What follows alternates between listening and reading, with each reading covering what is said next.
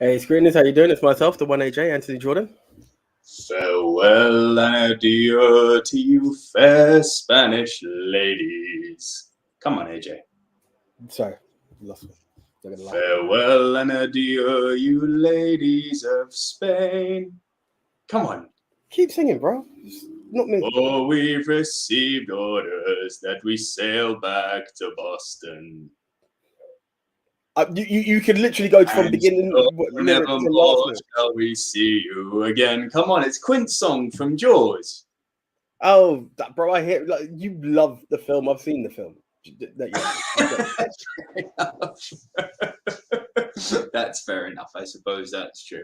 And that, by the way, is the only time you're going to be hearing, well, not a reference of, but it's the only time I'm going to be directly talking about Jaws. Because, as the tweet 2 weeks ago implied, this list, Stumpykins, I see you already here. I'm assuming this is Bifford the Hobbit with a new name. Titanic is number one. No Titanic, no Jaws on this list. For me, had to mix it up a bit. And who am I? I'm Nico Lurot. Got there eventually. Just to give you a tad drop of warning, I know you are abroad and you're doing what you can. Your signal was a bit stronger the last time you were there. You are hazing in and out, so there may be a bit of delay along the way, but it is what it is. It is what it is. We're there. So we try to keep bringing you weekly content, guys. The fact of the matter is that I'm in Poland. This is not a country. You know, they brag that they have a strong signal. They don't. They've just got 3G and they're excited. Bro, anyway, the fucking funniest thing. My grandfather-in-law, literally yesterday, we're on his terrace out front. And I'm like, I can't connect your Wi-Fi, mate. And he sort of did the typical, man dick swinging thing. He's like, my Wi-Fi is the strongest. And he literally brought his phone over to show me how strong his signal was. As he did that, the signal went dead. And I was like, he's not so strong. Performance issues. boy. RJ Skarenki's in the house. I'll save that. I will star that message for the end, RJ Skarenki. But thank you for joining us. Ali comes is here. Hello, Ali. Thank you for joining us once again. Other small thing. I don't know if you did this, AJ, but just because I thought it would make an awesome separate top 10, I haven't included any submarine movies. This is what I was gonna kind of like bring up. I'm boats. I am boats, not boots. It is literally. Well done. Boat. Well done. Yeah, it is literally boats for me. So that's another thing to be explored at a later date, really. Will Johnson's here too. Life of Pi. Hey, Will. Hello, Will. Thank you for joining us. What's happening with you on your boat? So my boat is good, and this is what I was gonna kick it off with a bit of an apology that yes, we are a day late. Now, for those of you in the Twitter universe, you will believe that AJ's a little bitch, thanks to my little friend here, who just comes out, who's living his life of luxury, probably in an AC fucking house as we speak. You wish. We don't even have a fan in here, bro. Okay, I got that part wrong, yeah? But he's chilling. However, what was AJ's Tuesday on the hottest day ever, as the Metro called it in the UK? Somalian temperatures, bro. What was that about? Well, I jump on a train. I'm going to give you the whole journey. Get to the bus. Cool. Get to Turnpike Lane Station. Due to the heat, trains are not running every 3 to 4 minutes. They're running every 8 to 10 minutes. So now I'm underground in heat, waiting because I didn't miss it. It was too packed for me to get in. So the heat's already getting to me.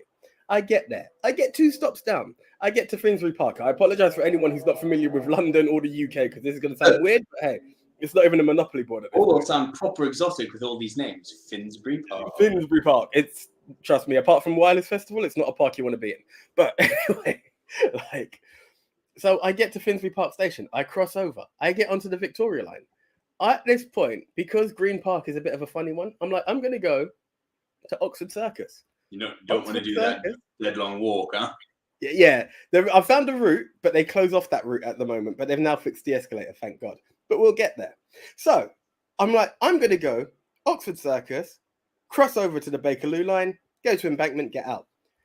Get on the Victoria line. No, there is no trains due to the heat stopping at Oxford Circus on the Victoria line. Cool. But all the other lines, but I'm like, all right, I'm going to have to do the Green Park walk in the heat. No. Oh, no. As I'm passing Oxford Circus station, I hear, due to an emergency, will all passengers please evacuate the station? I'm like, what the frick is going on? Why? It is so hot in the UK. The freaking escalators at Oxford Circus are emitting smoke. Right? That's how hot it is over here. So then we bypass that station. We get to Green Park. One more tube, may I add. So that's 3 tubes already in the sweltering heat. Only to get to my workplace to find out the booking may or may not go ahead due to the heat. This is a booking for 70 people on deck. Oh. I still have to set up for said booking to then be told they're cancelling. So in said heat, I am packing it all back. At this point, I'm like, I'm going to go for another tube journey. I'm very hot already. I'm very bothered already. I'm not really in the mood for my studio lights to be on me. Politely say, hey, bro, do you mind if we leave it to tomorrow? Because the heat's already challenged me. I see 2 deleted messages. I don't know what they are. But it's like, not to worry, bro. Move to tomorrow. So I'm like, hey, the bro understands. Then I get a notification. Due to. And I'm like, let me open this. I'm like, what kind of message has he put out there? Because he did warn the screeners that it's his wife's birthday. We may have something. I'm like, Nico's got my back. Hashtag, he's with AJ. Is he fuck? Because it's due to AJ being a little bitch who can't handle the UK weather. And I'm like, this guy. Bro, between the two of us, who's the one who's got Caribbean roots? You know what I'm saying? Man That's should fine, be used but to you know the what heat. comes with Caribbean roots? Caribbean breeze. Right now, when you're in the infestation of London, that just contains all heat. Oh, it's real. It's so real what you're saying. Like, listen, I've experienced countries which are hotter than the UK is right now, but they have breeze, they have air movement. Like, being in the city in the heat is fucked. Yeah, it was something. It was terrible. The one that got to me was Monday because I it's been a very intense 2 weeks on a boat with heat. So much so, my boss said stuff like, "You're allowed to like wear casuals. Don't worry about uniform. Just be comfortable for these next 2 days." Monday's my day off, so I'm there and I'm like delayed going out with the missus. I'm like, the later we leave it, the cooler it will be. We went out for something to eat at about 6:30, 6:45. Only to see 31 degrees. And I'm like, this is not your lows. This is not your lows. What are we doing out here? Like, it has been a challenge and a half. So apologies, guys, but studio lights after a very hot day was just not. Any lights to like. literally no lights. Turn on your phone like. Yeah, exactly. Speaking of little bitch, I've got a fun story to tell you. If my face looks a bit swollen today, it's simply because I've been butchered by the dentist. Ooh. Now, why did I get butchered by the dentist? I'm glad you asked. Because we're talking about little bitches, right? Well, I didn't, but go on. If it proves you're a little bitch, I'll listen. It kind of proves the opposite. So I don't know if I can continue or not. But I'm very proud of this. I'm very proud of this. You know, like in wrestling, you've got the unwritten code, which is the receipt, right? Yeah. There's very similar things in Muay Thai. Now, just before I came to Poland, I got in a few Muay Thai sessions. And it's been a while since I've been down to the gym, been nursing a shoulder injury, good to be back, yada, yada, yada. The last day I was going, we were doing sparring in the gym. And so like with the receipt in wrestling, you've got certain rules when you're in the same Muay Thai camp, yeah? Yeah. When you're fucking with other camps and you've got you're into clubs or you've got like proper fights, it's obviously, ignore what I say, it does not apply. Sorry, hang on 1 second. The wife is messaging me. I hope it's not auction. Close the windows if you are leaving lights on for mosquitoes. Good point. Please 1 second. While Nico's doing that and gone off the story. Oh, he's back. Okay. Messages will come there soon. Here's what I wanted to say. So, one of the unwritten rules in Muay Thai is you wear shin guards because obviously when you're kicking shin to shin, it fucking hurts. No matter how experienced you are, that shit hurts. Yeah. You don't throw knees directly, so you use kind of the inside of your leg to do like a slap.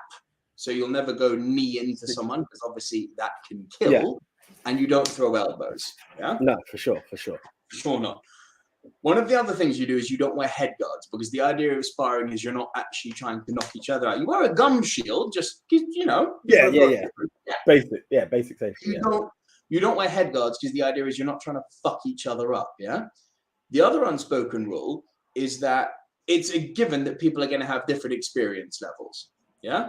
If you're someone like me who's been doing this sort of professionally and who's done it like 10, 15 years, you know to take it easy on people. You know, basically, let them hit you, absorb it. They're probably not going to hurt you much or get you. You give them one back, you'll get them, and then you teach them how you did that. Or you put them on the floor, you help them up. It's like, cool, this is how I did it. Now you do it to me. So, you know, you're a brotherhood. You're helping each other, yeah? There's this motherfucker. He's called Savan. And name and shame. No. Damn right, name and shame. This guy's a scumbag. I hope he watches. And here's this. And it's a nomad's gym in London in Edgware. So I'm not holding punches here. This was a disgrace what happened. Every 3 minutes, you treat a sparring round for 3 minutes and you switch partners every 3 minutes, just because different people, different sizes, different experience levels, it keeps you on your toes, keeps you sharp, and you learn more that way, yeah? This guy, he's gone sparring quite hard with someone who is experienced while wearing a headguard. That immediately makes you think you're a fucking bully, because if you weren't wearing a headguard, you wouldn't be throwing like that. He's now been paired up with a woman who's about Anya's size. Now, for those of you who don't know Anya, she's not a big girl. You know, I call her 5 feet of fury. She's a little thing, yeah? The girl who this guy's sparring with is about 5 feet. And I'm like, he's wearing a headguard, but he's going to have the fucking sense to know not to go as hard as he was just going against a woman. Now, this isn't... I find it fucking ridiculous that I have to cover my tracks in saying this, given the age we live in, but hey-ho. Yes, men hit harder than women. Yes, if you have someone of equal experience, man and woman, the man will fuck the woman up. End of. It's just genetic. It's just genetic. I'm not there's no in between. There's no level of experience. It's just genetics that the mass will be higher. Yeah, it's fucking genetics. This is not about a woman misogynistic debate, right? So if you were even thinking that, bury it and move on. This guy has hit her. To me, it looked like full fucking strength. And he's knocked her out. She's gone out cold. Because I was one of the more experienced ones kind of running the class, I kind of put my hand and went, stop. Everyone stopped. I went over to check on her. And she's out cold. You know, I have to, give her a little tap. They brought the smelling salts over to revive her. And she's, she's in shock, yeah? And I turned to this guy. I'm like, you're a fucking dickhead. He's like, what do you mean, bruv? I'm like, 1, you hit a woman that fucking hard when you're twice her size. 2, you can clearly tell she doesn't have the experience and you've just gone and knocked her out. And he's like, come then, I'll pick on someone of my own size. You, innit? I was like, oh, please, yes, mate. Definitely, mate. And I've said to him, take a free hit. I've done a proper macho dick swinging thing. Take a free hit. And he's hit me full strength. And he's chipped one of my teeth. No. I don't give a fuck. Yeah, fair play. I don't give a fuck. I said to him, take a fucking free hit. Because you're going to get a receipt now, my friend. Yeah? So he's chipped my tooth, which is why my face is all swollen, because I've had to have my fucking teeth fixed. But he's chipped my tooth. What I've done in return, head kick with the open tibia, no padding on the tibia, full strength, cut him open right above the eyebrow. He wanted to hit me back, went, sorry, man, rules of the gym. You have to go clean yourself if you're bleeding. He went and saw, and bro, like you could tell like it was a deep cut. It wasn't like one of those just rub it away with water and it's done. He would have needed butterfly stitches for it. So I've said to him, off you go, fuck off. He's not coming back to the gym. Sadly, I also don't think she's ever going to do Muay Thai again, which I care a lot more about. Because to miss the point of what a martial art is by hitting a woman and someone less experienced than you that fucking hard, he's a bully. He's a fucking bully. And I'm glad I gave him his. Yeah, he deserved it. He deserved it. And sir, you have now won, not you, I can't remember his name, but Dick of the Week. Congratulations, you are the Dick of the Week. No, mate, 100%. Savan from Nomad's Gym, you're a cunt. In fact, I wouldn't call you a cunt because I believe you lack the depth or capacity to give pleasure. Yeah. Oh, disgraceful, mate. Absolutely disgraceful. Absolutely. 2 comments here. Ali Kamza says, writing a script about The Offer, taking a break to talk about how Roman Polanski's Pirates is underrated. Roman Polanski's Pirates? There we go. That's how underrated it is. Didn't know about it. There you go. Ali Kamza says, Christopher Lee's pirate movie. I loved it so much that I don't remember the name. Christopher Lee has a pirate movie? 2 for 2. Okay. I'm glad we're not doing the drinking game this week. Gavin Man is here. Good evening, all. I would like to recommend Beyond the Infinite 2 Minutes, a Japanese film available on all 4 in the UK. Only 70 minutes long, so no excuse. Thank you, Mr. Man. I'm looking at you, Mr. Jordan. Ali Kamza says, does watching Monty Python and Blackadder count as knowing London? More than you would think. Do you know what? I've not. I mean, Monty Python yet, but I've not been deep into Blackadder. Sadly. Blackadder's fun, mate. Blackadder's a laugh. Blackadder's a laugh. Billy Mount here. Hello, Nico. Am I late? No, sir. You are right on time. And you've missed all of the boring stories, I guess. Billy Mount says, is that your living room, Nico? No, I am in Poland at the moment, which is why we're a day late. That and AJ's a little bitch. Swivel. That's very good. Gavin Mann says, do you go for a scrape and polish? I wish I knew what that was. I'm missing that one, Gavin. Yeah. Sorry. Billy Mount says, Nico, did you get your wisdom teeth removed? No. I'm imagining you've heard the story now. Oh, maybe it was a tooth thing. Scrape and polish. Scrape. Oh, he's doing a word game. Scrape and polish. No. Chip tooth replacement. Ali Kamza says, weird out of nowhere question. Does James and the Giant Peach... Does James and the Giant Peach... You know what? James and the Giant Peach, I've not read or seen. It's a good movie. I haven't read it, but it's a good movie. I actually really like that question. It's very left of field. If someone was to pitch James and the Giant Peach to me, the peach is serving as a boat, I would allow it. Fair enough. Billy Mount says the penis definitely got you. You go, no, I got the penis. That's an even better soundbite, by the way, but I won't get into it. Gavin Mann says, question. She said trailer dropped and it looks pretty good. Was then made aware that Brad Pitt, producer, still associated with Weinstein, even though he knew about his actions at the time. Thoughts? Is it Bob and Harvey, or is it just Bob now? There's that. There's the innocent until proven guilty, which Brad may have taken. It's pretty proven at this point. Listen, at this point, yes. At the point of production, it may have been a different story. Do you then remove all of the hard work you've just put forward? I'm not saying yes. I'm not saying no. I get it. Both. I don't think there's a right answer. I mean, technically, for public image in an era of cancel culture, it's easy to say, yeah, no, just scrap the movie that I've just spent X amount of time on. Yeah, I'm more and more as I hear up on things. I have to be sorry about showing my dirty pits, guys, but yeah, tank top, it's very hot. I'll try and avoid doing that for the show. But more and more as I hear stories, I mean, the J.K. Rowling one was the first thing that made me prick my ears up and go, oh, we need to be careful with this shit. I'm very, very apprehensive to ever pass judgment and hit the hashtag cancel button too quickly now. As I said, the J.K. Rowling thing really was the like, no, this is fucked. Well, J.K. Rowling's a transphobe. Why? She wrote about a transphobic character. She wrote about a transgender character. No, she didn't. She wrote about a transvestite character. Y'all are fucking ignorant. But, you know, there's that. There was a certain court case which had a lot of people glued to their TVs and screens. That's just happened. Then they were angry with her when she was defending Johnny Depp. People are retracting that one now, aren't they? Yeah, there we go. This is what I'm saying. It's a weird world. Cancel culture is yeah, I get it, but you need to be very careful when you pull the trigger on cancel. 100%. Billy Mount says, speaking of Rowan Atkinson, have you seen Man vs. Bee? No, and I actually quite want to, despite the fact that it's a Netflix movie. I say despite it's a series, you know, it's a series, not a film. Man vs. Bee. It's actually. Yeah. I know I saw the trailer in the cinema, but I'm pretty sure it's a series. I really hope not. I don't think you can stretch that into a series. TV miniseries. Jesus. Sorry? Television miniseries. That's what it says, literally. Just Google Jesus Christ. I mean, speaking of series, I saw 2 things this week on Netflix that are so fucking bad. So The Grey Man sucks. Okay. And the new Resident Evil is so fucking bad.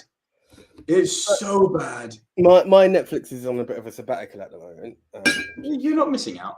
Yeah, this is the thing. It became one of those, should we renew it? And it was like, we'll just wait till someone else is eager to see something on Netflix, and it's just not propped up. So it's been about a month or two. I nearly kicked it back off today, actually, but yeah, it just didn't happen. There's just like, do you know what? Netflix are reporting record losses at the moment, and people are like, how's this happening? Is that it's not fucking complicated, guys. When you don't own any of your own first-party content, and you have to basically buy the licenses, which is on a limited time, and you're making money off that, the people who made these movies are essentially going to do what Disney have done, do what Paramount have done, do what Warner Brothers have done with HBO Max, and set up their own streaming services and go, no, we'll take this back. Thank you very much for making the world aware of streaming. We're now going to take these back and give you that. Netflix, meanwhile, are left with pumping $200 million into their original IPs, and they suck. And on top of that, they're trying to find a way to eliminate people sharing from different households, which is also going to just create a problem. And people will tell you to fuck off. Of course. And I think you can pitch me on this now. 21 minutes on episode number 193 of the Movie Mount Rushmore podcast. I don't think Netflix are going to last much longer. I'm not saying streaming's going away. I don't think Netflix streaming's well established now, but Netflix. It's funny because I was reading an article today and I was wondering myself, how long is Netflix going to be around for? It's the originator. Unless competition is. What's frustrating with them is that when it comes to like making series, they do pretty well. Like original series, they're good. You know, Making a Murderer. You've got The Witcher. You've got Squid Game. Like their series are pretty good. It's their movies. They're so fucking bad. So here's the thing, and this is where it gets challenging. It's sad because Netflix worked because it was a hub. The same different streaming platforms you mentioned, it was good to find it all in one place. What's sad now is that you have to pay for multiple streaming platforms to be able to catch something. Paramount over here, Disney over here, Warner down there, you know? And that's where it's going to be a challenge. But I agree with you. Netflix, I've not been excited for a Netflix movie. Ever. I have, on the other side, been very excited for a Netflix TV series coming back. You know, it's very rare. Even when Bright, which I think was the first of the Netflix movies, that kind of caught a buzz. But nothing was really followed that. And then there was that god-awful thing Batista done. And what was the other one? Rock done with the golden egg and all that shit. Like, no one actually gives a flying shit. Whereas people will be like, have you seen Squid Games? Have you seen You? Have you, you know, people talk about the series. Yeah. You know? And that's maybe that's what they'll become. Just a serial streaming service. Let the others do what they have to do and just create the content there. Stranger Things is another good example of one that's been really popular. The Emmy-nominated Stranger Things now. Not that I think it deserves an Emmy nomination, but it's very good. There's a Stranger Things experience at the moment, and I partly want to go. The other half of me is that I've not watched enough Stranger Things to care. But yeah, no, this is the thing, and it's swept the world. Ozark, people are going crazy for it. Ozark, another good example. There you go. I mean, the king of the series is still HBO Max. Yeah. They're the kings. You know, they got Game of Thrones. Amazon are punching above their weight now. That new Lord of the Rings trailer looks fucking fantastic. Like, I know people are still going to be like, but the dwarves are black. It's like, yes, I have issues with the underground people being black. Like, of all the races, that isn't the one you should have picked. Like, black elves, I'm like, cool. Like, I got no issue with that. We've even seen black elves in other places before. But the people that live underground, like the pasty white people, that's the people. Ooh, okay. It's not going to overly bother me. It's just going to make me raise an eyebrow. Like, why them? Like, of all the. Too much science in your fantasy, my friend. That's the problem. I get you. It might be that. Billy Mart says, Nico, have you been to America before? I have, New York. And I should be going to Los Angeles next year to see WrestleMania. Hopefully with AJ. Fingers crossed. Fingers crossed, my man. Oh God, lots of comments have come in. Jesus, guys, I can't go through all of them here, but I hear you. Fuck Amber Heard, Christopher Lee pirate movie, The Devil Shit Pirates. Thank you, guys. Pedro Santos is here. Opa, opa, opa. Hello, Pedro. I think I saw Riri Thomas there as well, which I didn't read out Riri's comment. Where's Riri? I'm sure I saw Riri somewhere. Hey, Riri. Riri's here. Sorry, I've just got here. Looking forward to finding out about more boat movies as I've not seen many. Also, what do you think about Ryan Gosling apparently being cast as Ghost Rider? I don't buy it. Listen, it's the build up to Comic-Con. It's the build up to D23. The best advice I could give anyone, and this is just, and I'm sure you guys know this, and I'm not spouting anything new here. Any rumor that comes out between now and the next few weeks, ignore it. There's a lot of confirmation coming soon. There's a lot of confirmation coming soon. And what people are trying to do now is they're trying to second guess the studios so that when the studios make their announcements, they're like, you see, we told you we're a reliable source. It's like, no, I've heard fucking one rumor saying Jason Segel being cast as the Thing in the upcoming She-Hulk series. Now, while I actually like that piece of casting, I don't buy it. Fair enough. So really, I'm going to set the level of disappointment. I don't think I'm that great this week. I've got films, and I'm like, yeah, I wish I had more depth. Don't get me wrong. I've got films, but it's not like, hey, easy go-tos, I think, is kind of the answer. Okay. Well, because, again, for the people who have joined us a bit later, just a reaffirmation, we are excluding Titanic and Jaws from this list because and also we speak about those movies too much. It's kind of like a mini deletion, if you will. A one-app deletion. Literally a one-app deletion. But, Bo, I've got a really nice fucking milli-millo of lots of classics. Wasn't expecting that, but I've got lots of classics this week. I've got one or two B movies, some modern ones, which I think are really good. Yeah, I've got a really nice mix, actually. I'm proud of my list.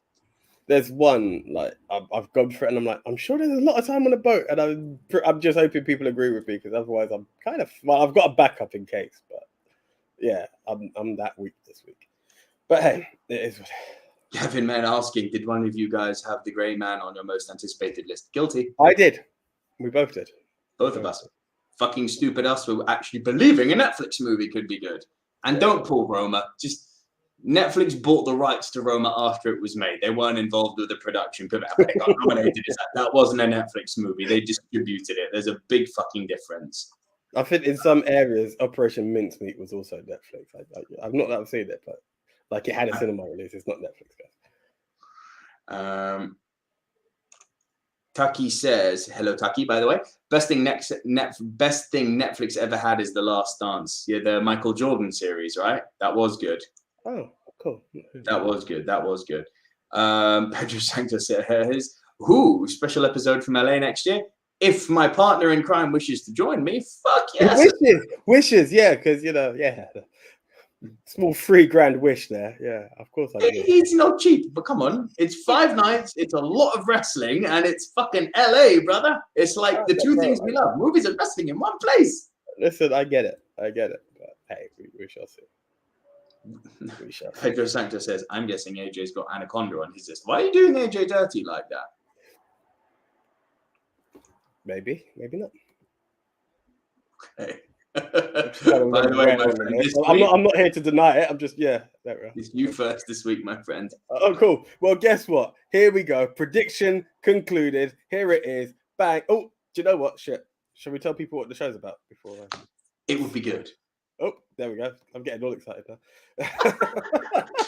Fucking idiot. Not only we've got to tell people what the show's about, we've got to do a poll, and we've got to do some punts, some plugs. Fucking, you've got me punting already. So, slow your horses, Buster Brown. So, here's how the show works. It's a top 10 show between two best friends from school. How does it work? AJ and I each get assigned a topic. We go our separate ways. We come right back here into recording, sweaty and nasty and swollen, and deliver to you, the silver screen dudes, our individual top 10s. This week, AJ will go first, delivering his bottom 3. I will then deliver my bottom 3. AJ will deliver his next 2. I will deliver my next 2. And then we will trade one apiece. If at any time, while we are rounding off our individual top 10 lists, one person has a movie in a high position, the person will say, as already mentioned, I've already displayed, not said.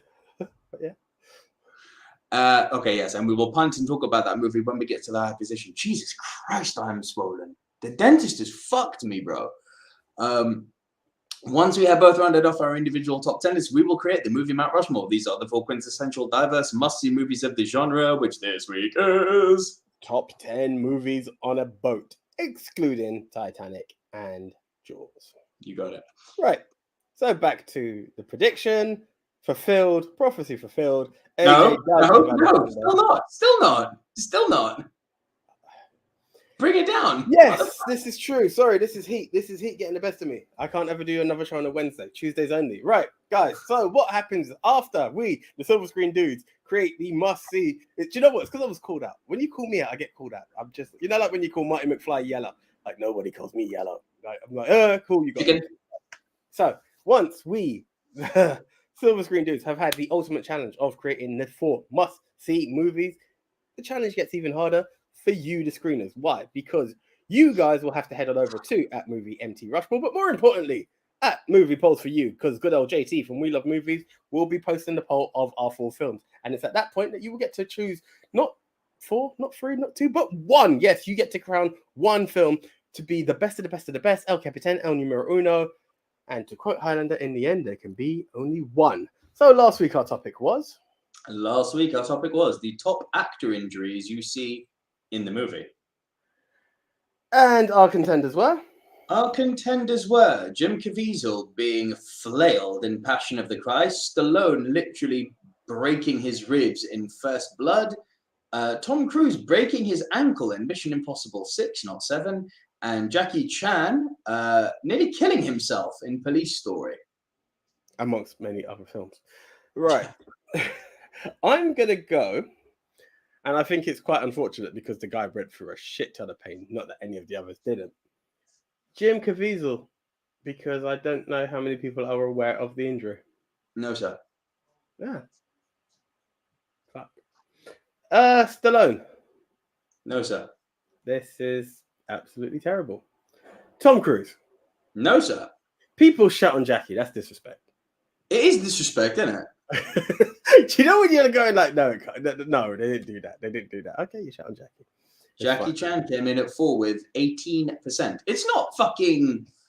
It's not Coach Carter territory, 18% is all right in a poll of 4. I'm sure the injury hurt more than the poll and rating, so he's all right. Right. Now I'm just going to go back into the order that I'm going with. Jim Caviezel, Passion of the Christ. Yes, sir. 23%. Again, I think people are more aware of Mission Impossible 6. I'm going to say Stallone at number... No, sir. There was only 1% separating 3 and 2. Jim Caviezel with Passion got 23%. Tom Cruise with Mission Impossible 6 got 24%. Stallone kind of ran away with it. 35% for First Blood. Yeah, well, congratulations, Slayer. Hope it was worth it. But yeah, congratulations. Now, there's one little thing I would like to just put out today. I'm not going to plug Buy Me a Coffee this week, simply because I think your money this week can be put somewhere better, if you're willing to part with it. Down in the description below, there is a link called Help for NASTYA. Now, this is something that my wife started recently. It ends on the 31st of July, so it's pretty much good for this episode only. The full details are there, but the tall and short, let me just read. It's a small paragraph of what Anya's written. I've started this collection to help Ukrainian refugee NASTYA with nursery fees. NASTYA is a young mum who had to flee her country with her 2-year-old daughter, Ava. Ava's dad stayed behind to fight for their country. NASTYA settled in Poland and is trying to rebuild her life here. She was recently able to find a job, but it requires her to send Ava to nursery. Having left everything behind and starting with only minimum wage, NASTYA is struggling to pay for the nursery and tries to save money on everything, including her own food. It's heartbreaking, and I was hoping that with this collection, we would be able to make her life a little bit easier. Thanks, Anya. So, my wife is just the best person ever, as is everyone who's tried to help out with this Ukrainian crisis. Look, the school fees are not much. we're talking, it's Poland. So in the scope of school fees, it's £150 a month for the school fees. Like, it's really not much. What's amazing is that there's already £500 that's been raised. Already raised. So this is 3 months of nursery already paid. The link is down below. If you do want to help, a woman in crisis who's literally having to live through one of the most barbaric times in the modern age, there's a link to that below. It's called Help NASTYA. Anything you guys are willing to contribute would be great. Yes, please do, guys. Please do. And I'm seeing a lot of comments here, guys. Let me just reiterate once again. No submarines as well. We will do submarines in a separate top 10 list. Indeed. No, AJ, you can go. Right. Prophecy fulfilled. Can you guess what it is yet? Okay. In at number 10, Anaconda. It's very good you say that, AJ, because that is my number 9. Okay. Cool. I mean, Anaconda is one of those films that we've brought up a few times, but we're talking the boat ride through the Amazonian jungle and the killer snake along the way. Is it John Voight, the mysterious man who's got a plan? Yeah, John Voight, the man who is willing to take this film crew along the Amazon jungle because he's got a bee in his bonnet and he's got his own vendetta despite taking them on board. Crazy batshit B movie fun with Ice Cube and Jennifer Lopez. Ice Cube, Jennifer Lopez, Luke Wilson, Eric Stoltz, Pete Postlethwaite. Yeah. Sorry, it's not Pete Postlethwaite. It's Jonathan Hyde, the dad from Jumanji. Yes, from Jumanji. Yes. And of course, Danny fucking Trejo. You're doing well when you cast Danny Trejo in your movie. Love you, Danny. Yeah, but it doesn't tend to be Oscar bait with good old Machete in your casting. It's just not. Let's be honest. You kind of know what you're in for. Crazy fun. Is saying, I really hope that Apocalypse Now is number 1 today. It would be were it not for the fact that I've talked about that movie 1,000,001 times over the course of the 5 seasons. I'm really using this opportunity to bring some new movies to the table this week, guys. Do you know what? I done fucked up. I could have added that. That would have possibly eliminated. It's not too late. Oh, Anaconda's there. It's all good. Anaconda should be there. Yeah, but listen, I'm quite fond of my number 1, and I'm not too sure. Like, yeah, it's fine. It is what it is. You forgot about it. I don't know. Do you know what it is? Unless something is omitted as no, that doesn't count. Then yeah. You're ready with Apocalypse Now. There you go. Yeah, there you go. I need to find the poster, but yeah. Look, it's stupid fun. This movie. It's basically Jaws in the Amazon, isn't it? They've even got fucking snake vision. Like they do literally the exact same trick as they do in Jaws. I saw Anaconda once on Channel 4 once, and that it's like I remember it. I remember it being crazy. I remember having fun with it. Yeah. It was never Despite my rantings of the big booty biatch last week, and I maintain cunt, this is the one movie I actually can tolerate Jennifer Lopez in.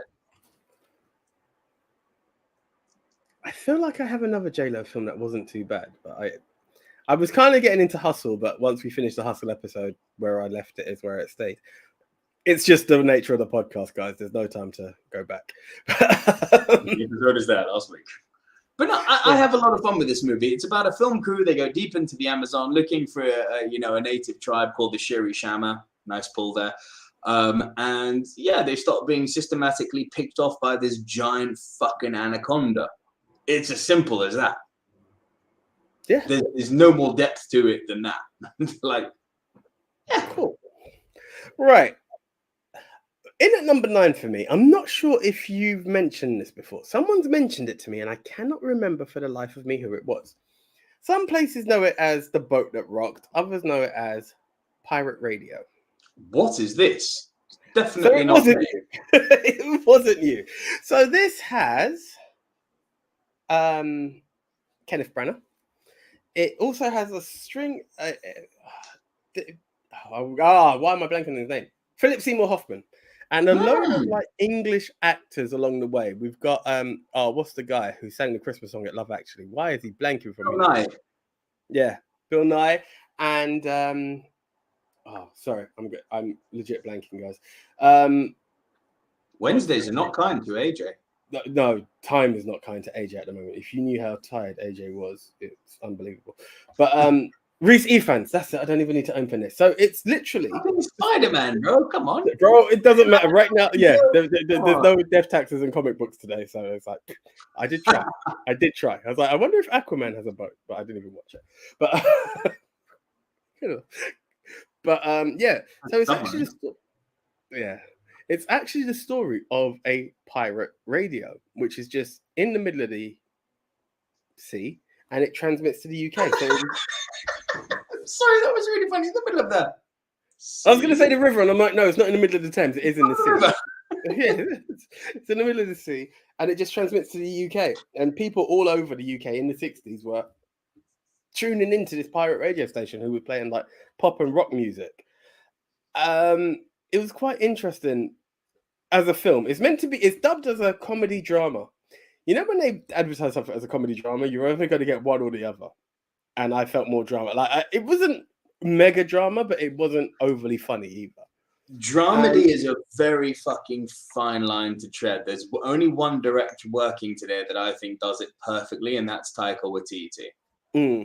He knows it how wasn't like overly hilarious or anything, but it was a nice film that shows you this challenge. Now, as much as it's meant to have been, I believe this pirate radio actually did exist, and they transmitted 24 hours a day, right? The weird thing about it is that it's like the government are trying to shut it down, and you've got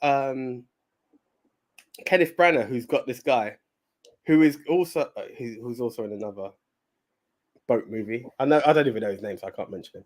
But that guy is trying to shut down the pirate radio, so he's trying to infiltrate in there, and his name's Twat. And I thought that was meant to be the comedy. Like, oh, okay, Mr. Twat is the guy trying to cut them down. But it's like the government are trying to stop. Yeah, exactly. That's the thing. I was like, oh, if that's what's meant to be the comedy, I don't know. But it's the government trying to shut down this station. And the part that I was like, if you're really trying to convince me that this is a story, it's like, because all we want to transmit is classical music. Who doesn't like classical? And I was like, fuck off with that. Like that's not what you were trying to convince. But maybe it was. Maybe in the 60s. I doubt it, but that's what they're trying to show. And it's just this really weird bohemian life that takes place on this boat. Like every Saturday, they will invite random guests to take a small boat onto their boat. That's where they'll hook up with different people. They had this law that no women were allowed on the boat unless they were married. It was like this really weird lifestyle that you were just taken into on a journey of. And it was weird. Where do you find these movies? As in, how did I watch them, or how do I find them to be aware of them? Those are two very different The latter. Google. I'm aware of the first. Bro, I just Google it. I'm literally like from something on the boat, and you'll see the image come up. It's there. But for some reason, it's come up before, and someone else has told me about this film, and I was like, let me give it a shot. And it was a good watch. It was a good watch. I'm not going to say it was like the most amazing film I've ever seen, but it's a nice watch, an interesting journey. And there's this young lad who's joined in this journey to Bill Nye's his godfather, and he's just like, he's meant to be quite turbulent, and this was the place they sent him to like learn to settle down. And someone's discovered like, well, maybe it's because this wasn't the place we would send someone to settle down. And this guy doesn't know his dad. And it's like, could it be that your father is actually working on this boat? And that has him now on an investigation to try and find his dad. It's a weird but enjoyable movie to watch. Is the best way to. Well, listen, you've got a few people's. You've got a few people's seal of approval here, notably Ali. Hey, thank you, Ali. Yeah, I think Ali was the one who said it was disappointing. Ali calling for re-siphons. Pedro saying pirate radio was fun. Gavin Mann saying, is this another AJ left field puppet movie? There were no puppets in this. There were no puppets, Gavin. Sorry. And Bill Nye's in it. Ali Kamza says, Chris O'Dowd. It has a great soundtrack. Kenneth Branagh playing the uppity British official. Yeah. He's one of these ministers, like, determined to shut down pirate radio by New Year's. And bringing it back full circle, made by Richard Curtis of Blackadder fame. Yeah, I didn't know that. But when I was Googling to get the picture of the film, the poster of the film, and I typed in pirate radio, I actually saw the real life boat, and I was like, fuck me. Like, it actually did exist. I don't know the full history behind it. And Ali Kamza says, wasn't Emma Thompson? Yes, Emma Thompson was the mum indeed. Jesus, so it's got quite a hefty cast. It's got a cast in it. It's got a cast in it. It's just weird. Man. Like there's a guy from the IT crowd in it as well. Big Welsh dude. Like he's in it. It's mad. Big it's Welsh mad, dude. Is that what the movie? He might not even be Welsh. Now that I think of it, that's not a Welsh accent. But yeah, big dude. That's what a podcast is used to on a Wednesday. No names, just the big dude. Gregor Tremaine, the mountain from Game of Thrones. No, not that big. Pedro Santos schooling me. Though several people do dramedy really well nowadays, Nico, such as Nicole Holofcener, I'm going to say, and Alexander Payne is a master of that genre. I should familiarize myself with them then. So Chris O'Dowd was the big dude. For the benefit, Nick Frost was also in it. January Jones is in it. Yeah, there's a few people. And Gavin Mann telling you Chris O'Dowd is Irish. Thank you, Gavin. I'm just fucked at this point. I'm not going to lie. A bit of I think we'll on to your next selection, AJ. Yeah, let's just move on. Right. In at number 8, you knew I was going to bring it up. Mad Max on water. Dry land is not a myth. Didn't. Of course I did, man. It's Waterworld. It's Waterworld. That's okay. What? All you. Go. It's all me. All you. All right. No, it's this crazy film where people literally have to survive because the polar ice caps have melted.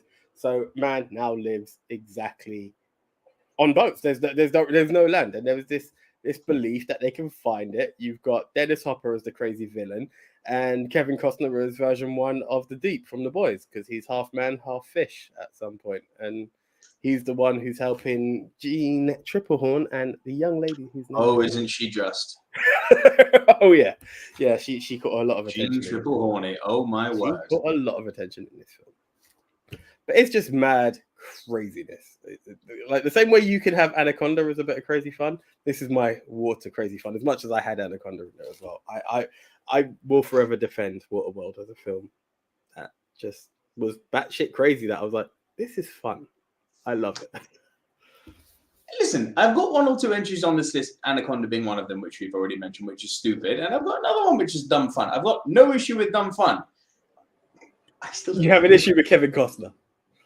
There you go. Do you know, if I was to ever rewatch Waterworld, I might be like, this sucks. But the treasured memory. When was the last time you saw it, AJ? Oh, we are talking over 20 years ago. Wow, I think you should rewatch it. I don't know. I don't want to damage the Jean Triplehorn butt scene because it has not aged. Well, there we go. It's wonderful. I don't care what I sound like right now. It's a thing of beauty. Jean Triple, I don't know how that woman didn't have a bigger career. Just based on the arse shot. I was like, give her an Oscar. Yes. Jessica Alba, who cannot act, made a career off the table dance scene. Yeah, this is also true. There was a lot less revealing, although, my God. Every boy at school in our generation saw that table dance scene and went, so she's my favorite actress. Meryl who? No. Can Meryl Streep do a table dance? Fuck off, Meryl. Like, I was going to say she might shock you one day, but that's listen, it's Meryl. I'm sure she probably could. yeah, well, this is the thing, you know. Older doesn't mean incapable. Jamie Lee Curtis, True Lies, here's looking at you. Right. Brother. There we go. You see what I'm saying? You see what I'm saying? So, like, yeah, but Jamie Lee Curtis is like not from this world. Like, this is also true. She's from she's gift from a higher power. Planet JLC. Literally. But yeah, so it's just as much as I've kind of summarized it. You've got sea pirates, you've got the half man, half fish who's reluctantly taking people to dry land, which he's aware that he's seen before. And yeah, that's Waterworld. Billy Martin's asking me, Nico, are you mixed on Waterworld? No, here's the thing. I like Waterworld. I fucking hate Kevin Costner. What annoys me about Kevin Costner is he's got the world full thinking he's good. He's not good. He's fucking awful. Like, watch Robin Hood and tell me Kevin Costner is a good actor. No, I'm sorry. I'm sorry. But Ali Camps is right. Dennis Hopper having the time of his life in that movie. Yeah. Dennis Hopper was all sorts of fun in that movie. Sure. He's great. Tucky says Waterworld isn't anywhere near as bad as reputation suggests. I agree with that. Back during a time when action movies didn't care and just went for it. Agreed. That's a perfect line for Waterworld. Yeah, action movies just going for it. The more explosions, the better. It didn't require anything else. It was proper dumb, mate. And the thing is that it was like, it's funny you mentioned Jamie Lee Curtis in True Lies, because it was like if True Lies was on water and shit. That's kind of Waterworld. It's like, yeah, it's got the over the top boom bang and it's got some butt shots, but it's like it's just not. It's just not the same. It's just not the same. It's just not good. Oh, the best relationship in the fucking movie, Kevin Costner and his boat. Yeah, best acting the boat's ever done. Had to keep Kevin Costner propped up. Oh shit!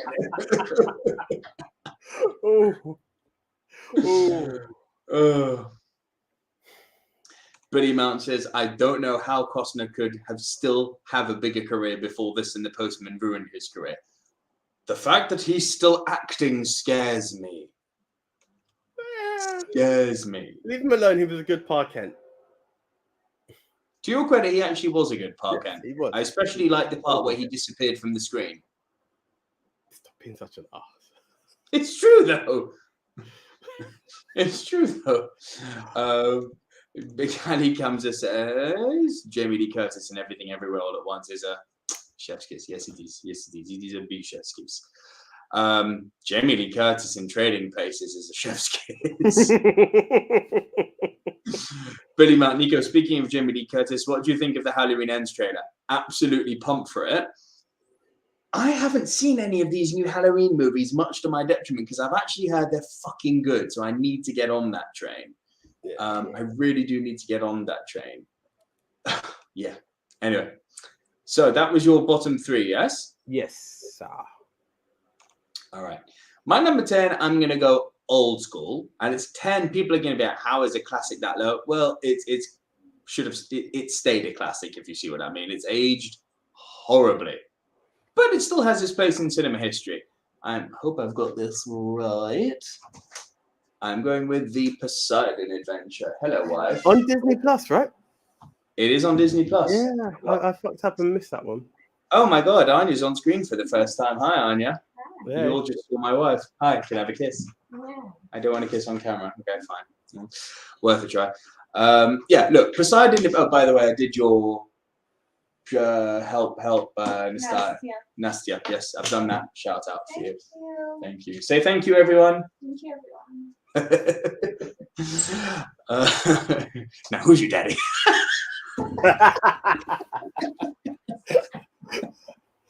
Look, the Poseidon Adventure, yes, it's on Disney Plus. It's not long. It's like an hour and a half, 40 minutes long. It's got Gene Hackman in it. What I find really funny, if you look at this poster, it's got this like list of people, and it's like, okay, Ernest Borgnine, I'll give you.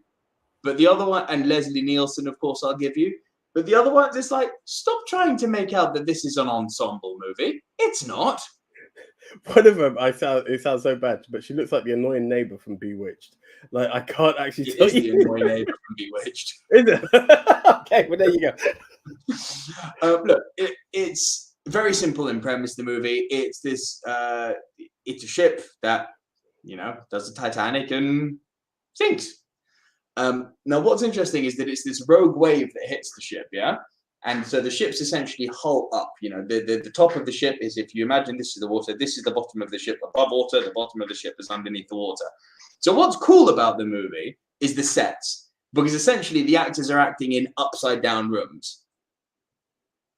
Yeah. So it's quite cool. It's all practical.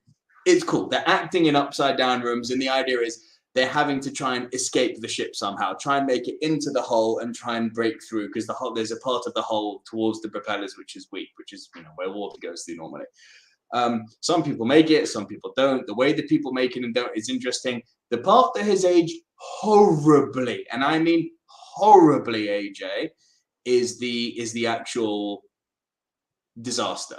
Is the ship tipping upside down? I can appreciate that, bro. It's just that even for the 1970s, there was some shit on here that I'm like, that is inexcusable.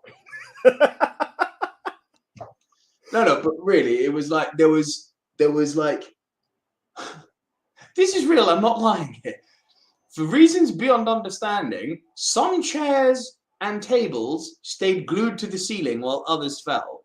And it wasn't a kind of like blink and you'll miss it. It's like, no, there's people hanging from tables. I'm like, why is the table still on the ceiling when the other tables have fallen down?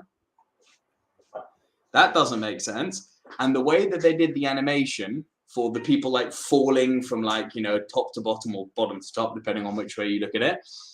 Imagine if you film someone like vertical profile with an iPhone, moving like, that way, and then you flip it that way, and it looks like they're falling down. That's literally what they've done.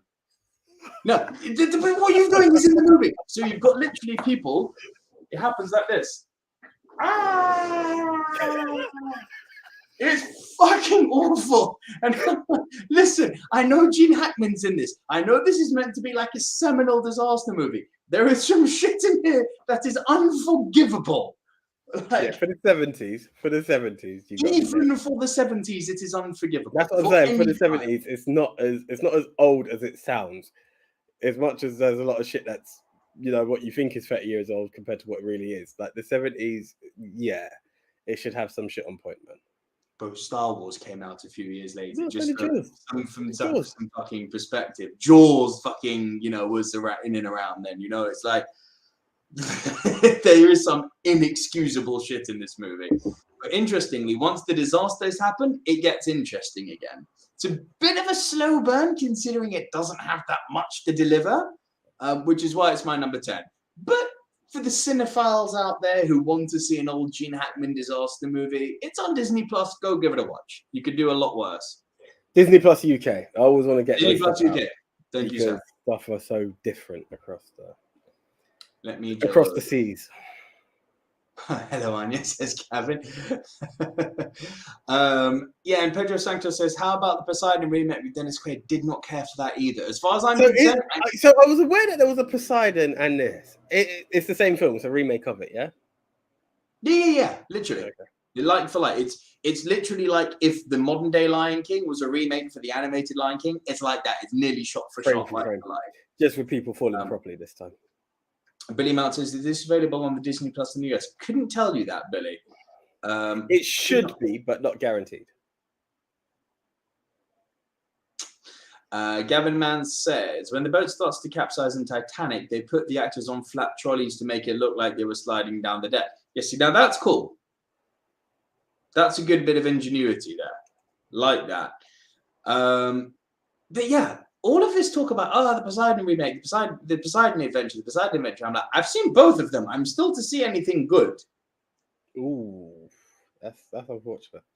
Yeah, like I don't really. If the remake had the premise, like if the original's good, the remake with the right technology should have just smashed it out of the water. No pun intended.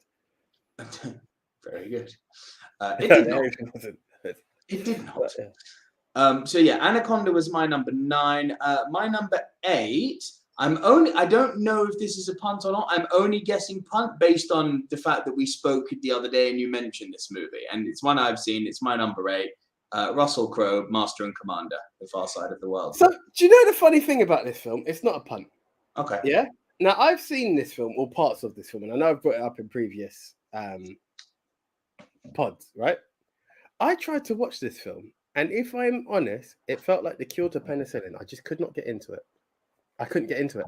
I couldn't, for the life of me, get into it again. I don't know what I saw the first time, but this film, and I'm talking, I lost new other films because of this film, trying to get into it. Yeah. I've seen it, but I know it's meant to, and I just could, I didn't even finish it this time, bro. Do you know what I think this movie's guilty of? In a movie I'm going to talk about in my next bracket, it's going to sound like I'm contradicting. So let me preface this now. I've got no issue with a movie telling a simple story, being contained, knowing it's simple, and just being charming. Yeah? Mm-hmm. For all intents and purposes, this is a very simple story, and they tried to make it grandiose. That's what I think it's guilty of. It's like, wow, you're really making much ado about not very fucking much, are you? Yeah. It's like there were parts of it that I found engaging and interesting. Like I like the idea of this captain who's supposedly lucky and who finally meets his match and is a bit down on his luck. And this other captain outsmarts him constantly. I like the fact that this experienced captain in Russell Crowe is literally up against the ship which completely outmans and outmuscles him, and the captain is his equal. I like the fact that it showed some interesting maritime ship battles without being too bombastic. I don't remember if you remember this part, I like the kind of raft they put off the back, which made it look like the ship's rear light, and when the other ship blew that up. There was some interesting shit going on. This part, that visually, it had me. Yeah. Story, I was just like, what am I doing? It's a snooze. It is a bit of a snooze. They make a big deal about not very fucking much. It's like ship chases ship. That's it. Yeah. Maybe that was the problem with Star Wars: The Last Jedi. Even though I like that film, as you know. He's consistent.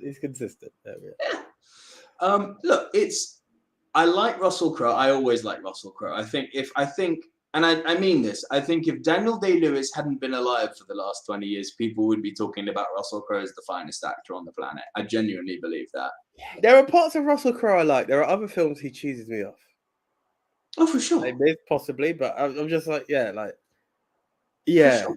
Even Love and Thunder, I appreciate he done the. No, I liked him. Come on, he was funny. He was. I don't know. Maybe I don't know. No good.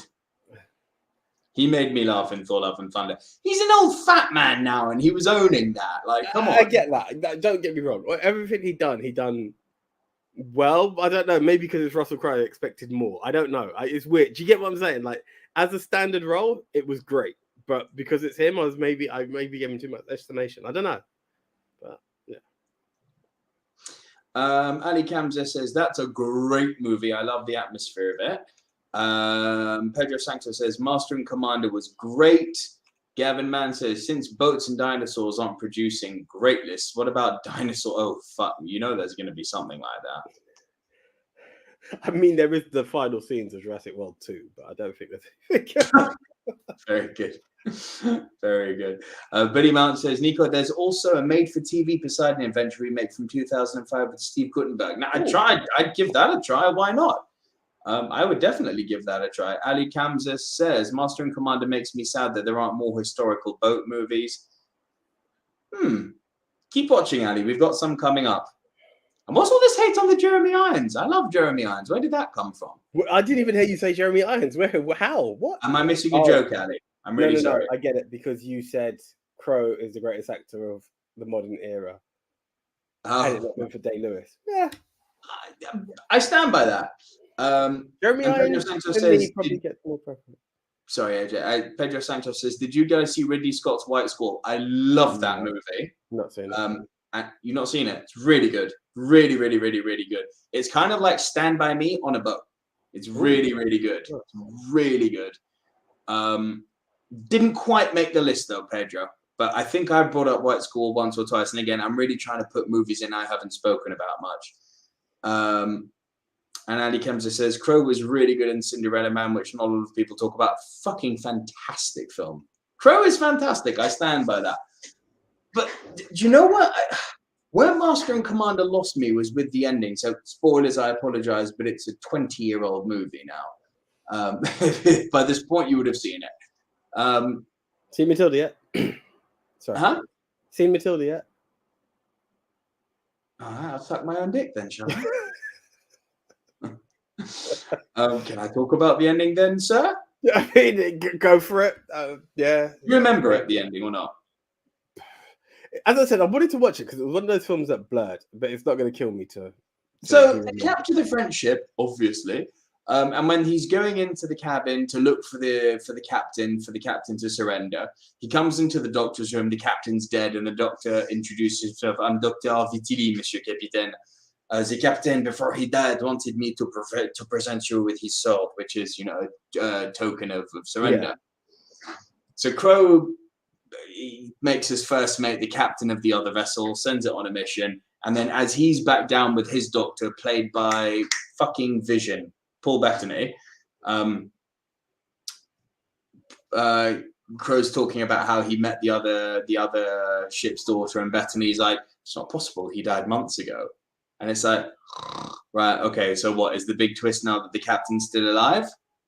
It's like, it's still kind of like, it doesn't matter because he's got his whole fucking fleet on the other boat. So even if the captain is still alive, it's kind of not a big deal.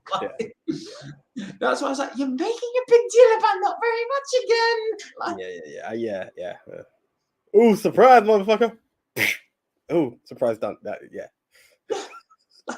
Whatever. Taki says the next 3 days is a good Russell Crowe thriller. Yep, seen it, love it. Gavin Man laughing at your Matilda comment. Pedro Santos says, I'd pick Christian Bale or Denzel over Russell Crowe, but to each their own, he's a solid pick for sure. AJ will tell you how much I've got a hard on for Christian Bale. Indeed. I think he's better than DiCaprio. I think Bale's the finest actor on the planet. Now that Crowe's basically a self-deprecating old fat man and Daniel Day-Lewis has retired, I genuinely believe Bale is the finest male actor on the planet. Yeah, fair argument. It's a strong contender. It's hard to argue against him, huh? Yeah. So that was my bottom three, AJ. Over to you, mate. Right. Where are we now? So, in at number 7, Adrift. Ooh, tell me more. Yeah, okay. So this is a true story, actually. The reason it's so low, it's not a bad story. It's about this young lady who she's traveling. She's traveling and she meets this guy, and she's working on a shipyard and just like cleaning the boats. Those people. Not travelers in the Irish sense, but people who just go around traveling. Not a pikey. I didn't want to say it, but yeah, they're just going around doing odds and ends and just surviving and just moving along as they go. And she meets this guy and they get into a relationship, and you can see them sailing, and then it cuts in to a part where the ship has been wrecked. Now, this is where the film kind of lost me, because had they just done it, instead of doing like flashbacks and going on, I think I would have preferred it a lot more. Mm-hmm. So essentially what's happened is that this guy that she meets and gets into a relationship with, mm-hmm. he's quite knowledgeable on boats, and he sells people's boats and what have you. And this old English couple, he's an English guy himself, have asked him to take their boat to, I can't remember where they are, but to sell their boat back to America for them. They'll pay him $10,000 and give him a first class flight back. He's like, okay, I'll do it. Shouldn't look a gift horse in the mouth, but do you mind if I bring the missus along as well? They're like, yep, okay, cool. 2 first class tickets back. However, in this, they get caught in the great storm of 1984, and now the yacht gets completely destroyed, and they're left fighting for survival. And this actually truly happened. I don't want to get into it, but it's actually a story of a lady who was adrift for 41 days before being rescued, and it just shows the survival rate. Now, because you get this flashback of what happened, some of the injuries that the guy went through, her learning to hunt and stuff like that in order to survive, had they just shown her, boy meets girl, go on an adventure, fuck up, retreat, it would have been perfect. But the flashbacks just, to me, I just started losing a bit of the narrative. Maybe I was just watching it at the wrong time and I didn't have the focus I should have. But it doesn't take away that the film is actually it's a nice film. I sometimes felt it leaned a bit too much on the lovey-dovey, just not heavily, just a touch too much for me. Sounds good. It's a good film. It's a good film. I'm not knocking it, like, to be like, oh, it just made its way in. It's just the way it was told. I would have preferred it another way. Hence, there was that. And like you said, there were some bits that will just you can't unsee, or like it ground your gears a bit in a film. Mm-hmm. I don't want to. It's not a major spoiler to the situation, to the film, right? But it's a situation I heard, and I was like, really? So she's going through all the foods that they've got, all the tin foods that she can use to survive. And she's like, 3 tins of tuna, this, that, and the other. And she lists it.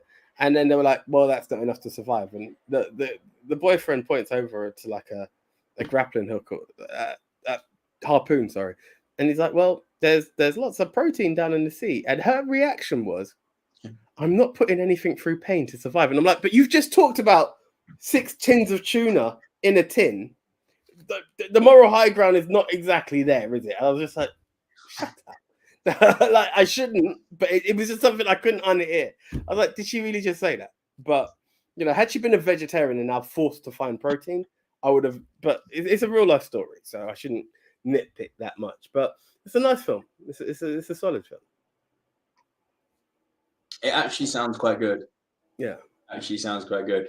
Got a few comments that have come in here. Tucky, does anyone remember Russell Crowe and Tugger from South Park? Of course, making movies, making songs, and fighting around the world. Of course, I remember that shit. Oh, Ali, my man, you got me fighting around the world. You got it, my man. Oh man, I love it.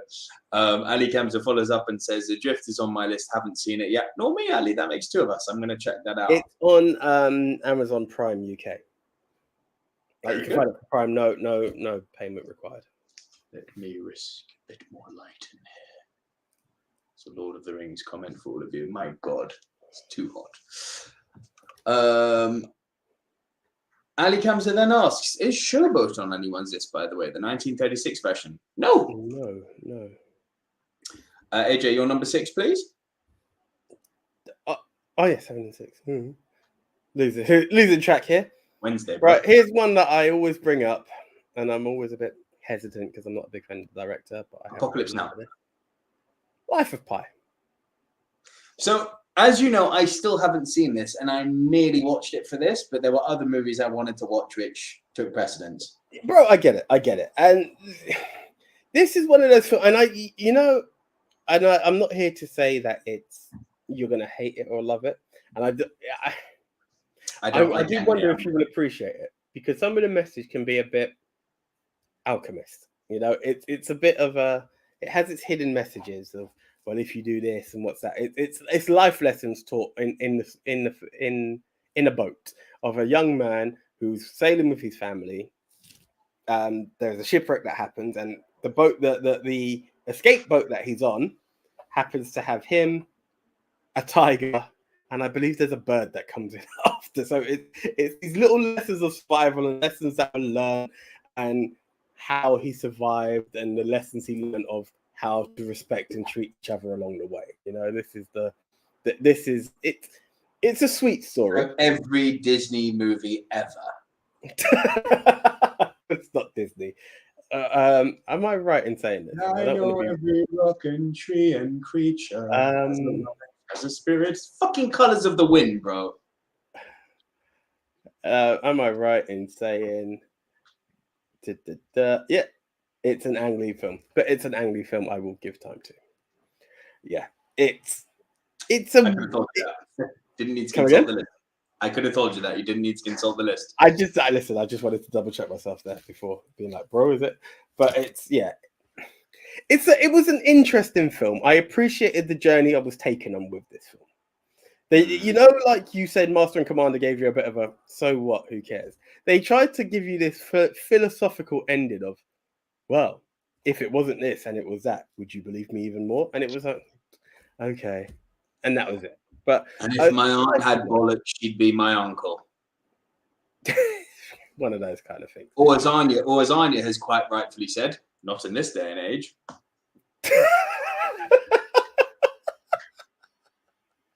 Which I think is fucking brilliant, by the way. She stopped me in my tracks the other day. We were having like quite a heated debate. She's like, what if? And I said, if my aunt had fucking bollocks, she'd be my uncle. And Anya went, it's 2022, honey. Not really. Like, okay. I stand actually corrected. Indeed. It has a few life lessons along the way, but it's a good watch. I remember going in a bit open-minded and came out more refreshed from the film than I was. I should say I went in skeptical, left open-minded. I was like, not too bad. But it's Ang Lee.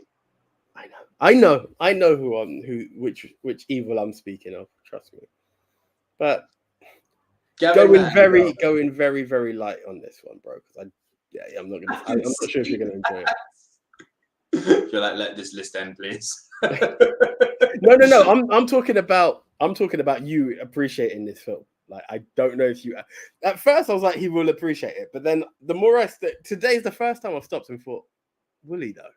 I've never, like, every other time I brought it up, I know you're like, I'm like, no, give it a shot. No, I'm like, it's Ang Lee and it's a bit Paulo Concello. Will he? Paulo Coelho. Yeah. And fuck that guy. That fucking guy. That guy is like if Kevin Costner was a writer. He's got the whole fucking world full that he's good. This is a man who is famous for writing lines like, when we are alone, we are alone. Life is strange. It's like, you're not deep, mate. You're not fucking deep. You're playing on people's desire for the subliminal and unknown. You're a wanker. I'm not sure if this film's for you. It's been. I'm going to go to a list of things that annoy me, actually. Now on the Rushmore. He's such a dick. Like, if anyone really thinks Paulo Coelho is good, please just Google list of Paulo Coelho quotes, and instead of being sort of swept up by the poetic ambivalence of them, stop and think what they mean.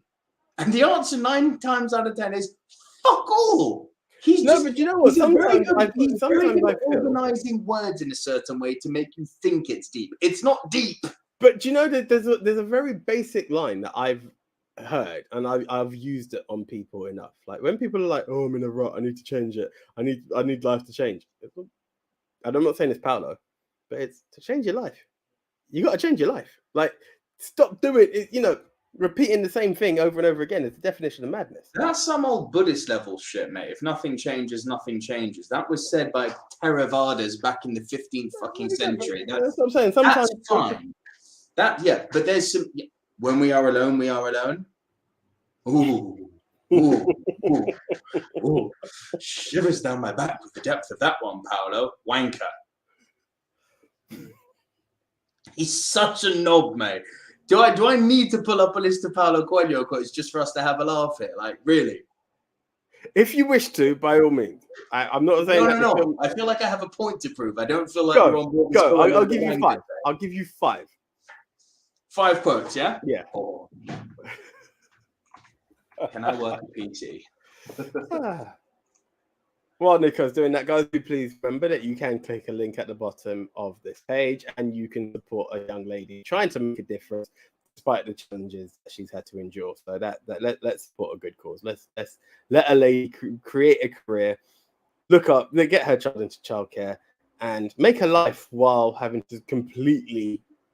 lost absolutely everything. I can't remember her name, unfortunately, but what was her name, Nick? NASTYA. NASTYA. So yeah, guys, I appreciate that right now. If you all could, let's see. Let's head on over to thy comments. Where are we?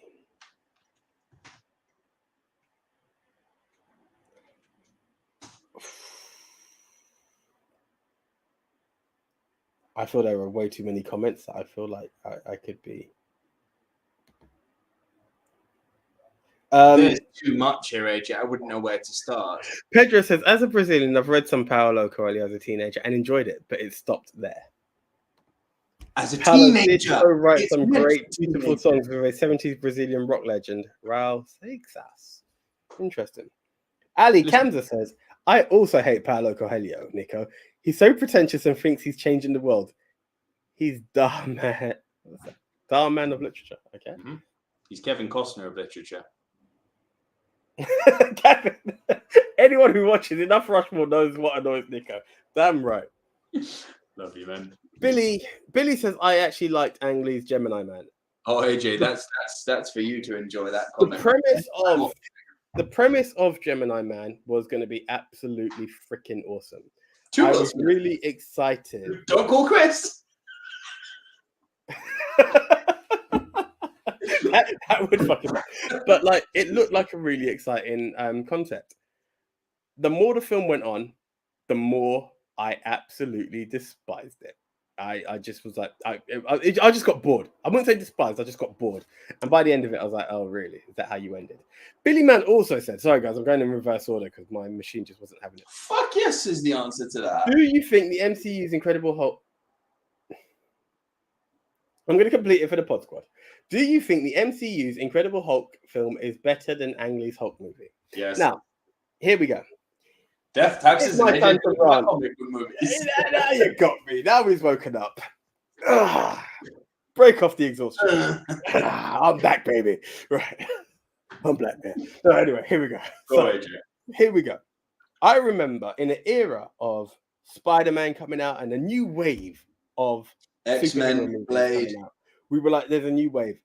And it was like, we can finally see the Hulk. The CG's there. It's not Lou in green paint going, ooh, ah. Like, we are really going to get the monster here. And I was excited as hell for this.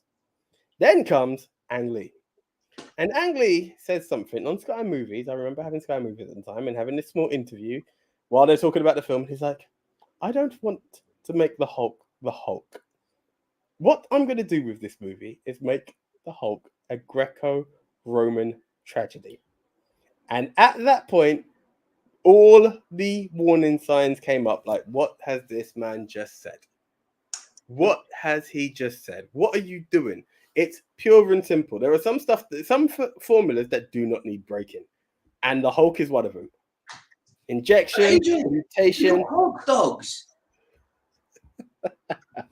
Don't even start. And to this day, I have not finished that film. I find it absolutely boring.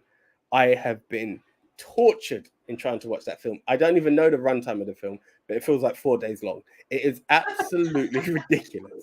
Like, it sucked. It absolutely sucked. Ed Norton took that and ran with it so far that he destroyed any mention. Would like to mention Eric Bana was not to blame for the failing. Eric Bana was not to blame. He was actually really good. The game from PlayStation was actually really good. Ang Lee, on the other hand, absolutely sucked. It just didn't work. It just didn't work. Agree 1,000%. Do you know the other thing I think the movie actually doesn't get enough credit for? The editing. Yeah, the editing, the comic book strip style editing. I think that was fucking cool. That was awesome. I'm not going to I will not deny credit to something just because I don't like the product. What is good and deserves its recognition. But the film was terrible.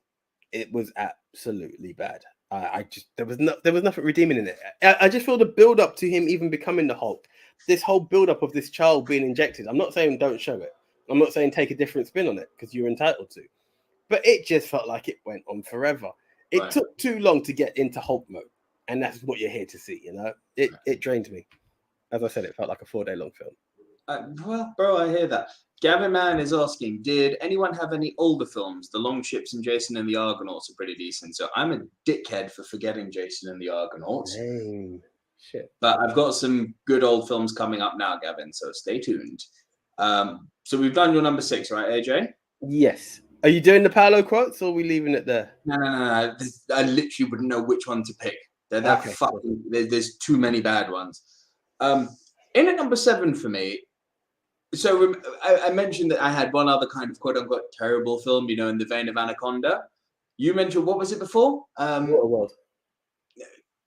It was like Bad True Lies. This is like Tremors in water, if you can believe it. Deep Rising. I've heard of this one. On Disney Plus. Uh-huh. This film is so fucking weird. First off, the first thing I'd like to start off with is the cast. Because these are all faces you know, but other than Famke Janssen and Jimon Honsu, these are not names you'd pull. And most of the time you'd see the face and your reaction would be, what's that actor's name? What's he? The guy who's always doing this, or the guy who's always doing that. This is like the weirdest fucking ensemble of backup dancers ever. But yet, it works. Like, I'm going to name you some names here, and I say, other than Famke Janssen and Jimon Honsu, who we both know, yeah? Yeah. Like, I'll name you these names, and my guess is you're not going to guess them or know them. And then I'll say he was that person in that movie, and you'll be like, no shit. Let's start with the lead actor, Treat Williams. Oh, for some reason that name does ring a bell. You're proving my point here. Thank you very much. Treat Williams, is he in a? Go on. Big mosquito. He's the villain in The Phantom. Yeah. Oh God. Jungle movie. Then you got Funky Anthony Held. Oh God. Anthony Held. Oh God. God. He's the Doctor in Silence of the Lambs and FBI Mystique in the original X-Men. But he's got a face that you recognize instantly, right? Yeah. Then we've got, this one made me go, okay, you are definitely no, but my God, whitewashing. Kevin J. O'Connor. Sorry. Kevin J. O'Connor. Don't look it up, mate. No, I've not even heard the name. That's the thing. You know him, I guarantee it. So he was Igor in Van Helsing. And also, wait for it. One of our favorites, Benny in The Mummy. You see what I mean by backup dancers here? And bro, it continues. Wes Studi. He's arguably one of the bigger names. Wes Studi was the villain in Last of the Mohicans. Mm-hmm. Then you've got, this one made me go, fuck. Derek O'Connor. Again, he's one of the South African racists in Lethal Weapon 2. And I love it. Oh God. And he's Father Everett in the Ben Affleck Daredevil movie. Do you see what Jason Fleming you should know? Yes. Lock, Stock and Two Smoking Barrel. Yeah. I know who he is. Dr. Jackal in League of Extraordinary Gentlemen. Cliff Curtis. Do you remember a little movie called Training Day? Yeah. Do you remember when Alonzo abandons Ethan Hawke in that kind of neighborhood with all the Mexican boys and he's in their house? He's that guy. It's like, and then we've got Clifton Powell, he played Jeff Brown in Ray, Luke, whoever the fuck Luke was in Rush Hour, and Pinky in Next Friday. Oh, for fuck's sake. Then we've got Trevor Goddard. I mean, listen to it. He was That's a joke. Pinky from. So we've got So here we've got Trevor Goddard, who sadly actually passed away during the filming of Pirates of the Caribbean. But he played a character called Grapple in Pirates of the Caribbean and Kano in the original Mortal Kombat. Now, do you see what I mean by a list of backup dancers? Yeah, it's like someone And said, yet, I'm giving this you the movie- budget. We want to make a Hollywood movie, but we don't have the This budget. B movie is fucking awesome. Cool. If you like Tremors, it is literally Tremors, On water. but way more gory on a big luxury cruise liner in the middle of the sea. Nice. It's fucking awesome. I cannot give away more than that because there's literally nothing more to give away than that. If you like Tremors and you're like, Tremors is the shit, you must watch Deep Rising. It is so stupid and fun. It's an hour and 25 minutes. It's on Disney Plus. I cannot recommend it enough. If you're in the mood for something dumb and brain dead, Deep Rising. Deep Rising, mate. Okay. Cool. Interesting. Gavin Mann says, backup dancers. Idris. Could you Gavin Mann. imagine Idris Elba just popping up? He belongs here. Should have cast Idris instead of Clifton Powell. Poor Pinky.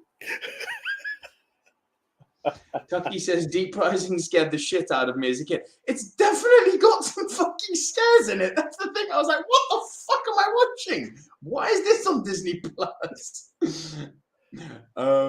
Pedro Sanchez says Treat Williams was the lead in Hair by Milos Forman. That's cool. He was also the villain in The Phantom. Not seen Hair, sorry. Pedro Sanchez says Wiz Studi is well known. Yeah, okay, he is, but he's not top tier echelon Hollywood. Yeah. He is still like he's a well known backup dancer. Like who was said let's go see the West Studi movie? Do you get where we're going with this? I've never heard anyone say let's go see a Wes Studi movie ever. It doesn't exist. Yeah, Jason Fleming was also in V. We've got Jason Fleming who was recently in Boiling Point. Yeah, because I'm not saying these guys haven't been in shit. I'm proving the fact that they've been in shit, but they're Boiling Point is a good film. Have you seen it yet? What's that? Boiling Point. No. Check it out. I am dying of heat in here, Jesus. Same here. So yeah, that was my number 7. Seven was Deep Rising. My number 6, I'm going to go old school here. This movie charmed the living shit out of me. Remember I said with Master and Commander, it's much ado about nothing, but there's a movie I'm going to talk about later, which is like very simple but charming. This is it. Starring Spencer Tracy, based on Ernest Hemingway's famous book, The Old Man and the Sea. Oh, interesting.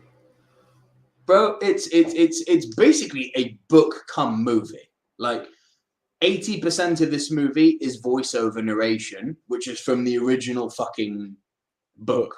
Nice. It's basically the book come alive. Spencer Tracy puts in a really good performance. It's one of the first instances in Hollywood, if I'm not mistaken, of blending 2 images together. So pre-green screen, when they used to superimpose images.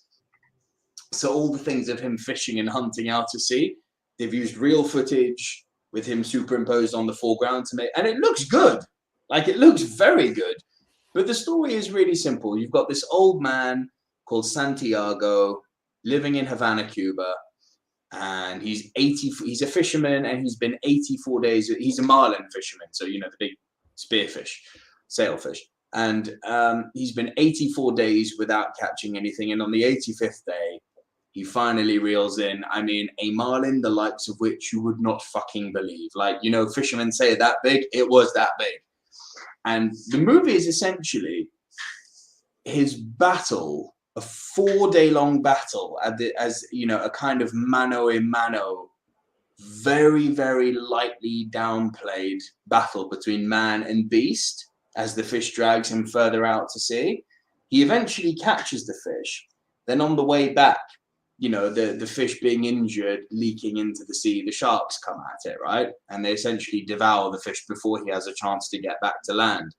But what's fascinating is while his hubris, his arrogance, which is like, oh, I'm far out, but I'll be able to get back.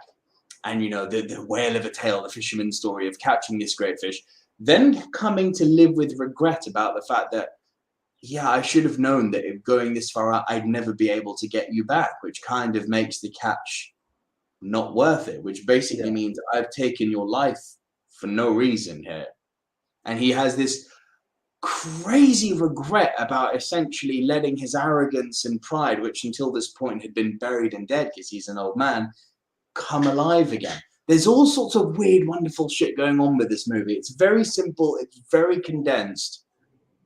It's a one-man show, essentially. You know, it's funny because, again, when done well, and I'm not saying Master and Commander was terrible, even though it couldn't make my list this time around. I just couldn't get into it and I couldn't refresh my brain. You can be a simple story, but told in such it's the execution. Yeah. It's just the way you execute it that will just really sell you or lose you. And again, the timing.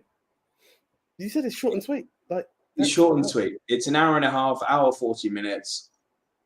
It does what it sets out to do. Ali Kamza here says, you know, rightfully so, that, you know, it is restricted by the source material. Yeah. But I don't think it's any lesser for it. It's such an easy, great watch. I cannot recommend it enough. Mixed memorabilia is here. Late to the show because of your chop change timing. All good, familia. Great to see you, Mixed Memorabilia. And yes, blame AJ for the chop change. Top of the show, there's an explanation as to why the heat got me.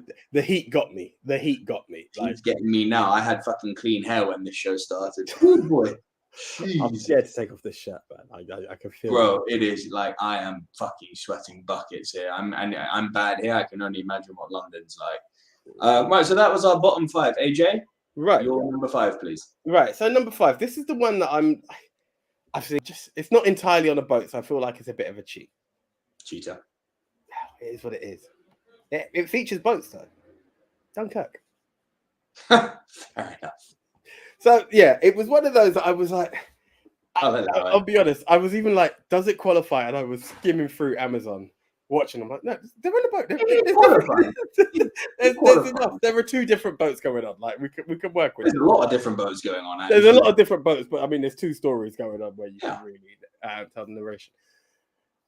This film is quite special to me because I just remember when we were done ranking the Nolan movies, and this one really blew me away out of the film. Like I've seen stuff that was there, and I think it was absolutely. It blew me away. It was I was taken in for like someone who doesn't watch a lot of war movies and stuff like that. Apocalypse Now has obviously come later on, but at the time, like Saving Private Ryan was the flag bearer, and everything else has to follow through. This was like, hey, there's modern day competition out there for this stuff, you know, and it really leveled up. I know we've differed on Harry Styles's. You did give a line that I was like, okay, that was. She's got an action thicker than sauerkraut sauce. Ooh. That was pathetic. But apart from that, I don't think he done that bad. I think the entire film was just wonderfully executed. We are talking about World War II and the Dunkirk landings and stuff like that. So, you know, it's, again, you can take creative liberties, but we are talking history at the same time. Kenneth Branagh. I'm raising an eyebrow because Ali's one of the haters, not Dunkirk. Yes, Dunkirk. Dunkirk's fucking great. Are we talking in terms of boat movies, or are we talking in terms of it just being a movie as itself? Movie, for sure. There's a lot of hate out there for Dunkirk, which I cannot get my head around. I don't understand why. I think it was, because we depended on the fact that we knew Dark Knight would be number 1. I'm sure this was like my number 2. Like I was really taken in by this film. It's fucking great. I think Nolan really gave a great storytelling in this film. From all angles. Ali, how can you hate Dunkirk, bro? I don't get it. I need a breakdown. No, listen. I'd be interested to find out what the hate is. Considering I have a live family member who was escaping Dunkirk, you know, my grandfather said that was pretty fucking accurate. There we are. No, pretty fucking accurate. Yeah. So, yes, is it entirely based on a boat? No. However, there are several boats and several different stories told from each boat. I really enjoyed this film. I loved it. I loved the fact that they didn't go fucking. Do you know what? They didn't go Top Gun on it. This wasn't a movie that needed to play fucking Danger Zone. This wasn't a movie that needed to go when it was having battles. It was calm. It was downplayed. I love the fact that you never actually saw the Germans until the very last frame of the movie. I thought that was so clever. Make them this unseen, scary enemy. Brilliant. There was so much to it. And I think the other side, like when you look at Saving Private Ryan, I'm just going to quote like what I used to, as I said, my previous flag bearer. It was just a group of guys and their journey. Do you know how you're seeing it from different angles as well, different perspectives of different people and the impact it has on them? I thought that was beautifully told as well. I really, really... The way Nolan played with the elasticity of time in that film, showing a day, an hour, and a week, I believe it was. Yeah. Fucking sensational. Yeah, no, it was great. It was great. I love it. Absolutely love it. It's one of my favorite Nolan movies, that one. So that's my number 5. My number 5, bro, I'm bringing in one of my franchise players here. Carry On Cruising. Every time you bring one up, because I must admit, I've seen Carry On, I think Camping and Cleo, right? Yeah. After that, it's very limited for me. And each time you bring it up, my heart sinks because I have the collection. I'm like, I really need to see the rest of it. Yes. So, bro, listen, I'll be real with you. It's funny you mentioned Camping and Cleo because camping, Cleo, and cruising are my three favorite. Oh, wow. Okay.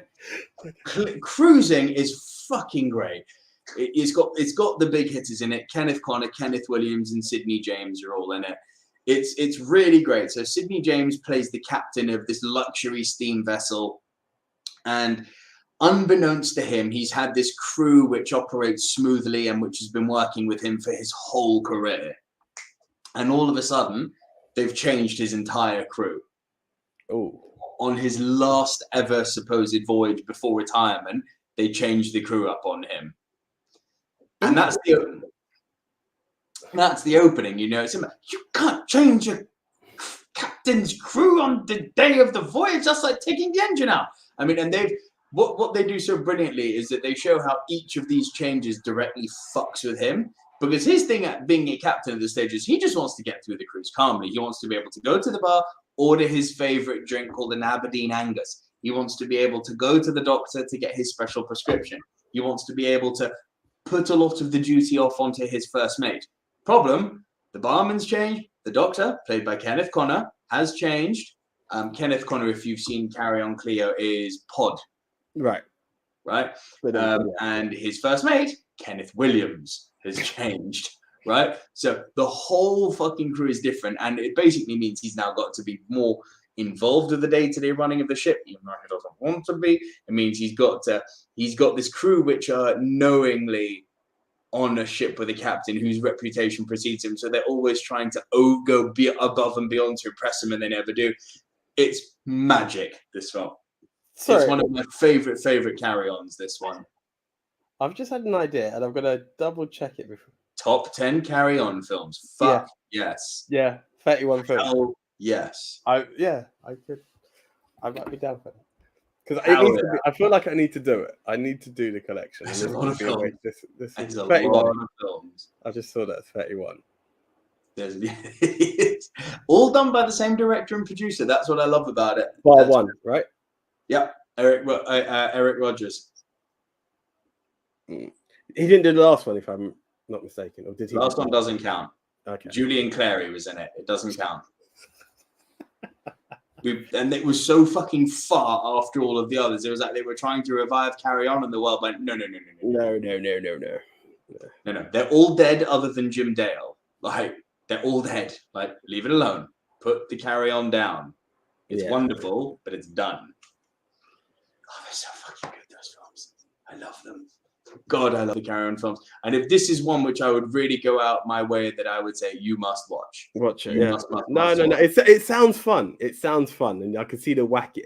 The premise gives enough for the wacky, which is love it. Like, it's great.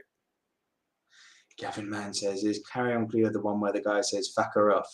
No, fuck her off is Carry On Up the Khyber. My Carry On knowledge is fucking mental.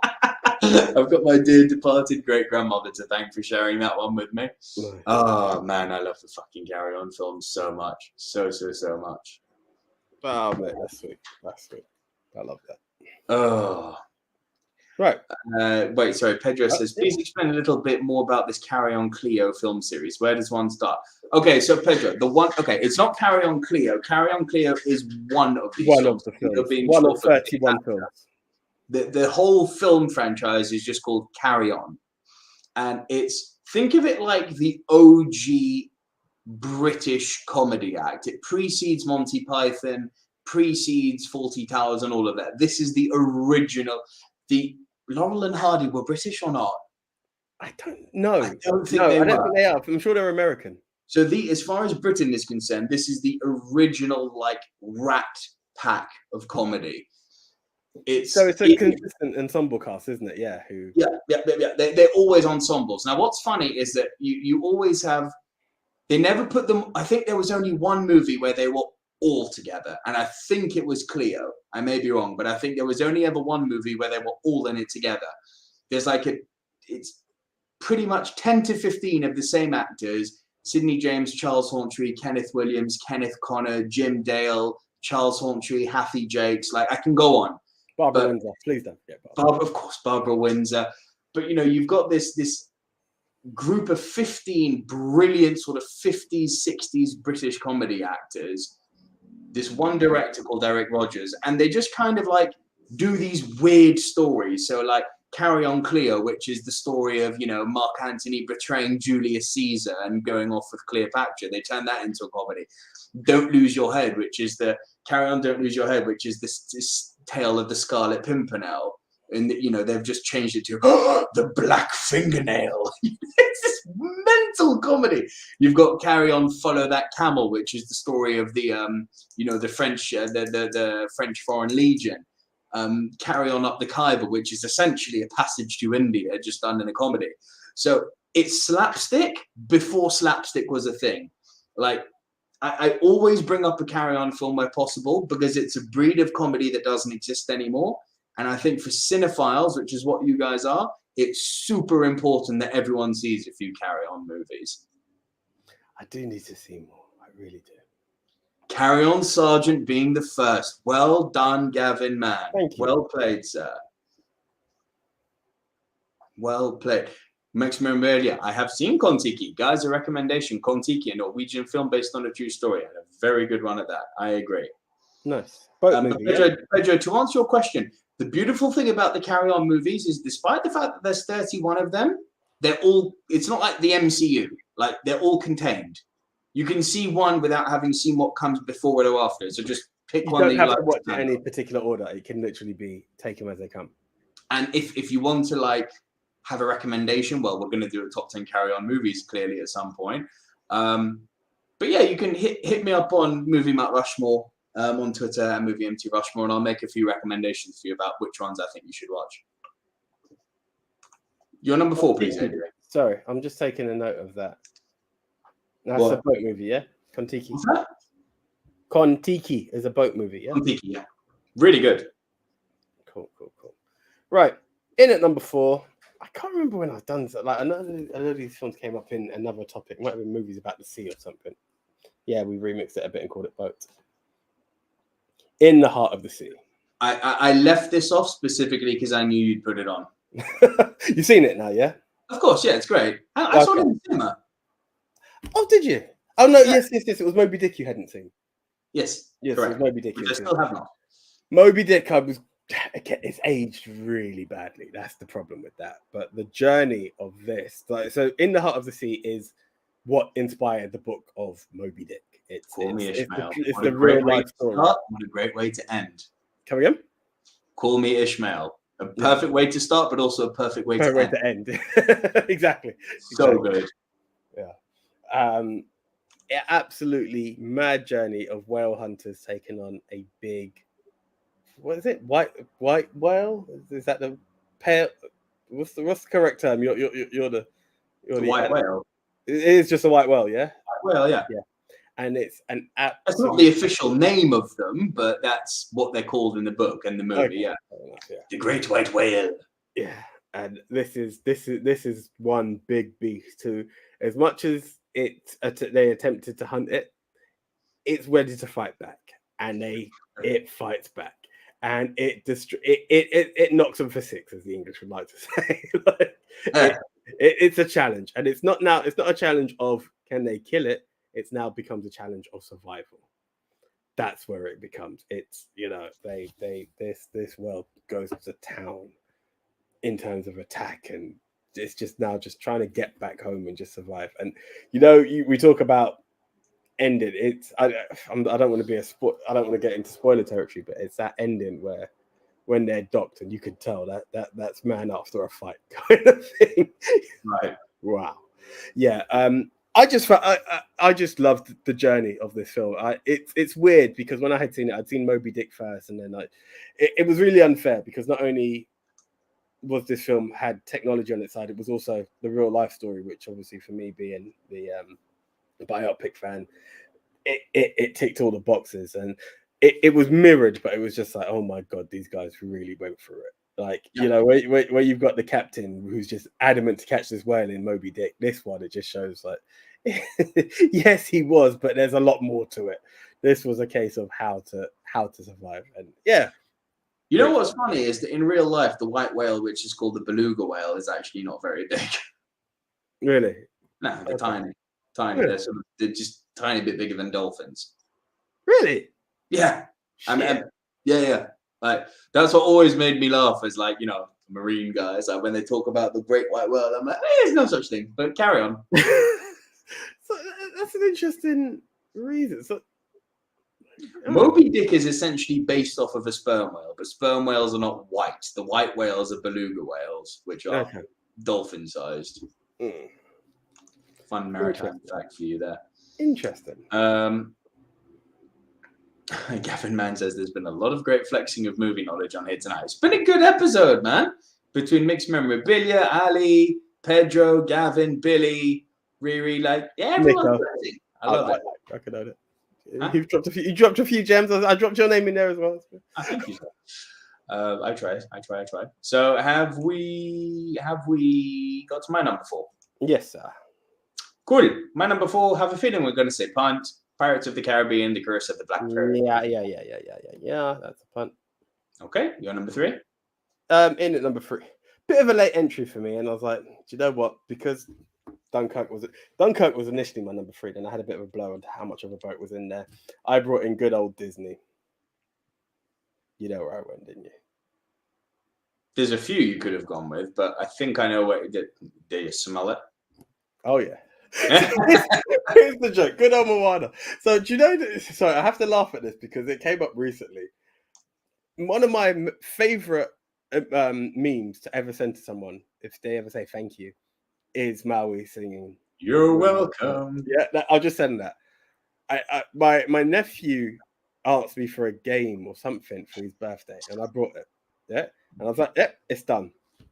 Can't remember what it was. Send the emoji, and he goes, "Do you know, Uncle Anthony? I just realised you love that song so much because it's The Rock." And I'm like, "No, it's not. I actually think the song's pretty cool." You're welcome. It's just one of those things. Boy can't sing. Huh? Boy can't sing. I didn't say he can sing. That's what I'm saying. That's why I'd agree with Zane and go. I didn't say it was. Welcome. It's not Let It Go, but Let It Go needs to be let go. I just have great fun with Moana. The story of a young girl on essentially a fishing island who no longer fish, and their island is now suffering because of it, and because of a turbulent past, it's prohibited. It's not something they want to do. And she goes off on this adventure to return the stone back to Nefertiti, if I'm not mistaken, in order to replenish the fish and allow her people to survive. And along the way, she meets the troublesome demigod known as Maui. I've always had great fun with this film, and it's a great sailing film. So yeah, it was literally 2 minutes before coming in. I was like, shit. I mean, you talk about, you're welcome. That's just not the song that sticks out to me. No, How Far I'll Go. It's You're Welcome came up because How Far I'll Go is actually beautifully sang.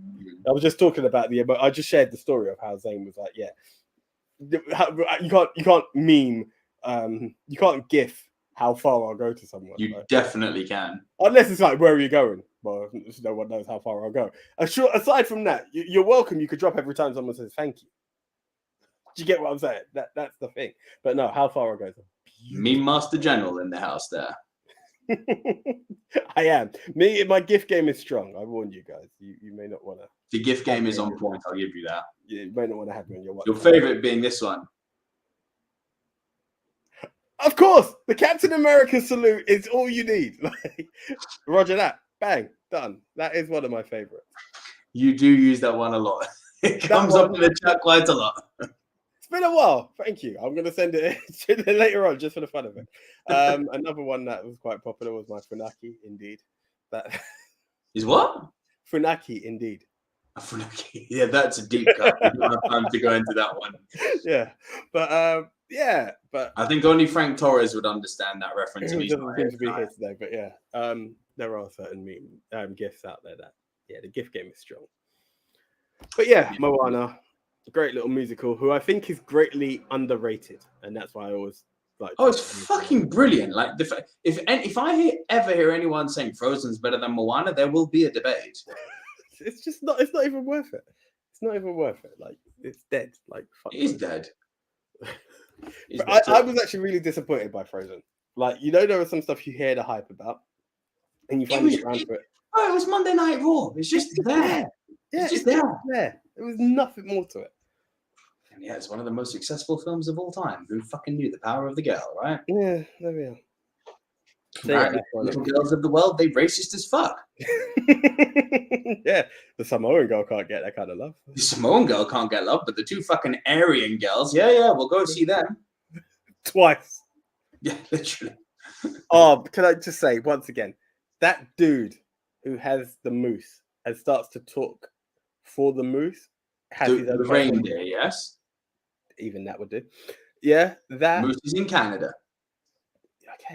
Okay, thank you, David Attenborough. Let's just get to the point. What I'm getting is that was the weirdest, most annoying shit I have ever seen in film. So much, except Olaf. Olaf is Olaf. It was just what it was. Olaf, I expected that. But a guy, because I was expecting this reindeer to talk. And then he's like, do you think she cares? Well, I don't know. I was like, fuck off. Fuck off with that shit. Get a room, like bestiality on display here. You get me? It sucked. But it is what it is. All right, my number 3 then is a movie that was actually my number 1 for a while, and then I remembered 2 older movies, and I was like, yeah, you just miss out, but it's fucking fantastic. Tom Hanks, Captain Phillips. Punt. What was that? Punt for the pod squad. Sorry, that was just a bit too low there, guys. Your number 2 then, AJ? My number 2. It was the punt from earlier. Pirates of the Caribbean, The Curse of the Black Pearl. Okay, well, I know what your one is then. Nice. Oh, man. Surprise. Just punted it. But yeah. I thought this would be your number 1. It probably was. Going in, I was like, especially when like Titanic and Jaws were off the plate, I was like, yeah, obviously it's Pirates of the Caribbean. Absolutely love that film. It was for the longest while. Like it was there. The adventure, the fun, the fact that I was just on this wave of Pirates of the Caribbean 1 is to be loved, and I've not gone past like 2 and 3 is a bit like Bourne 2 and 3. I kind of get a bit mixed up. They're not memorable, and I just gave up after that. I just love everything that Johnny Depp done in the creation of Jack Sparrow in this film, and obviously there was I think Orlando Bloom was a great Will Turner, and I'm not going to ever forget Keira Knightley as Miss Swan, because that was in the height of the AJ Keira Knightley phase. Wish her name was Swallow, not Swan. Come again? No, it's a dirty joke. I said I wish her name was Swallow, not Swan. No. Oh yeah, but we won't get into that right now. But yeah, it just a great. How well she's aging, by the way. I've not seen Keira in a while, to be honest. She hasn't aged. Fucking ridiculous. The girl is so beautiful still. Big time. But it's just a great adventure, and so unexpected. That's every time we bring up this film, I bring up the fact that it was just not expected. You just heard this film with a pirate, you know, and you know it was in that age where pirate movies weren't a thing anymore, and you're like, really? Okay, whatever. I imagine the movie that destroyed pirate movies is your worst. Probably. No. What? Really? Destroyed pirate movies. Why were pirate movies not a thing anymore? Okay, I think we're on the same page. Yeah. That is your worst, right? If it is the film I'm thinking of, yeah. But no, but hold on. Very good. Yeah. But no, this film was just out of nowhere awesome. And I just loved everything that came with it. I think Johnny blew it out of the park. And again, I was going to be like, yeah, for everyone who tried to cancel this, man, Sparrow lives on. And that's what I was going to be like for my number 1 until I saw my new number 1. It took a new level of depth and a different kind of pirate. Yeah. Yeah. But yeah, great movie with lots of fun and laughter and action. Mild action that you can always appreciate. There's no mild. Well, when I say mild, it's not like an action. It's not. Yes, it is. It's hugely action heavy. It's ship battles. It's swinging on ropes. It's epic storm. When you think of Pirates of the Caribbean, you think of the comedy more than you do the action. Do you get what I'm saying? Equal for me, honestly. Yeah, fair play. Lucky you. For me, the more the movie goes on, the more it becomes an action movie. More to the beginning, it's more of a comedy. Granted, that's also fair. That's also fair. With a slight dark twist, which I liked as well. Yeah. Yeah. Yeah. It's a small dark twist. But you know what? You've mentioned the three mains. I don't think Jeffrey Rush gets enough love in this movie, man. This is true. He's fucking brilliant. You best start believing in ghost stories, Miss One. You're in one. So good. Do you know it was that other part when they offer her the dress and she's like, I'm disinclined to acquiesce to your request. And it's when he throws it back at her. Means like, no. That means no. And I was like, fuck it up. Yeah. It's fucking great. It's great. It's you cannot overstate this enough. It really is fucking superb, this film. Yeah.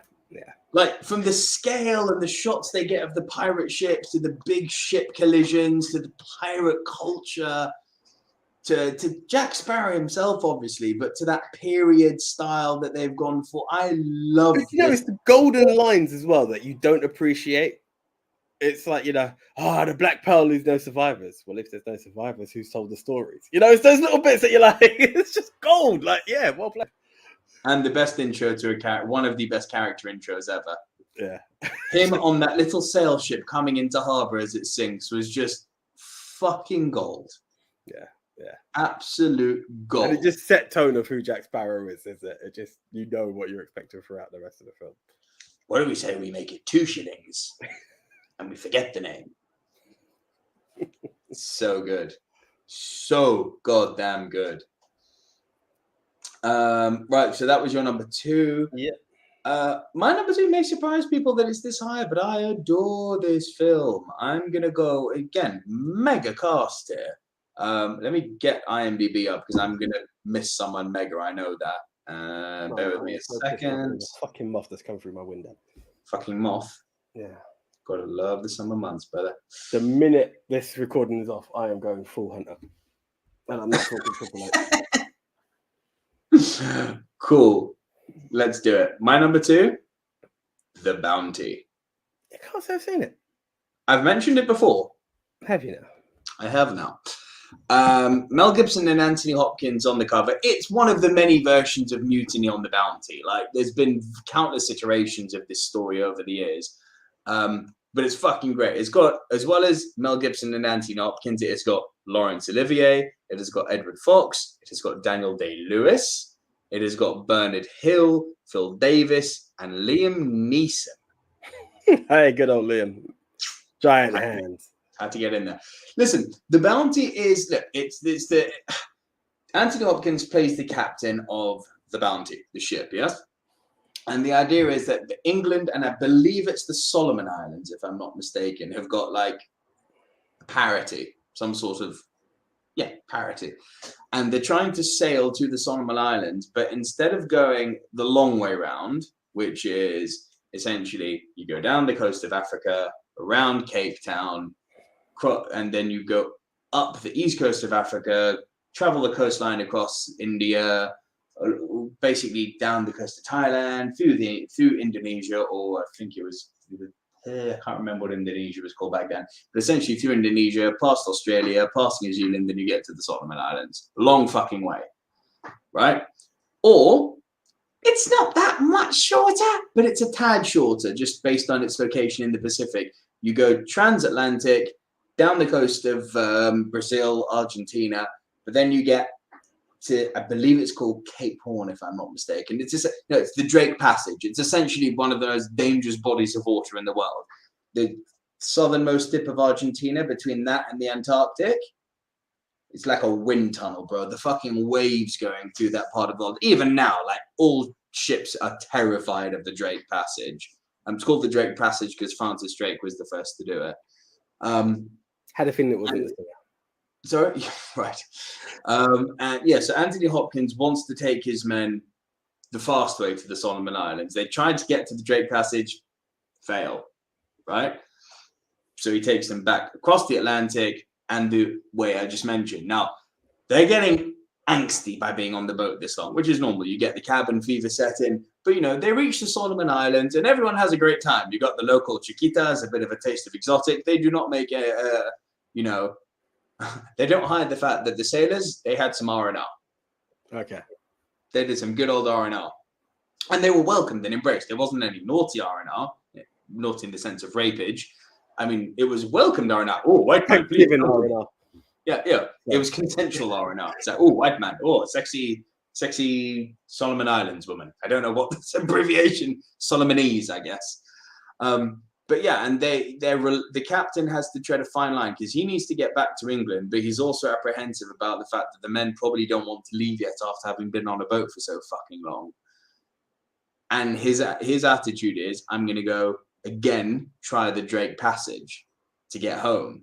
It'll be even faster that way. And they're like, no, man, no. We've been there. You can't do it. And he insists, saying, I'm the captain. And that's what ensues the mutiny. And that's the story, essentially. I have lost AJ. Sorry. AJ, what are you doing? It's the moth. It's the moth. The moth of doom. The eagles are here. But yeah, let's see what the comments are saying. Who has seen The Bounty? Pedro Santos says, The Bounty is great, but I do prefer Mutiny on The Bounty. It is good. And Gavin Mann says, apologies, it's The Bounty I have on my watch list, not Mutiny. Bounty is very good. Ali Kamsa says, Granny Moth Tarkin. Yes. And Gavin Mann, God, you're more interested in AJ moth hunting than my account of The Bounty. Fine. AJ, how is the moth hunting going? It's over. It's over. He's gone. You killed a living animal. How do you feel? You killed a living animal. You killed a living animal.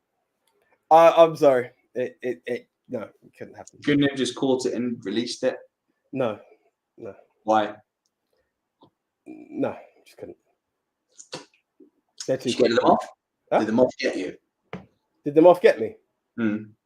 It can get me, put it that way. I've overcome my fear of spiders that I will take a spider out. Fuck that. Yeah. Oh, there we go. I won't kill them. So what'd you do? Get on it to take it out. Oh, fair play. I have no one to take this out for me, so it had to like. You have I gave up my room. So. Oh, the moths fuck with you? Huh? Moths freak you out? Yeah, fuck that shit, man. Fuck that shit. Trust me. All right, AJ, what's your worst? Right, my worst. It has to be really linked to pirate. I just know the guy was. Fuck it. It's Speed 2. No, you fucking donut. This is what I was like. He's not a pirate. He was a terrorist, but he wasn't a fucking pirate. Cutthroat Island, boy. Oh shit, that Gina Davis stuff. Funny enough, I had a bit of fun with that. But it's terrible. We acknowledge that, yes? But this is it. I acknowledge that. Whereas this was just. See, I thought that's really fucking annoying.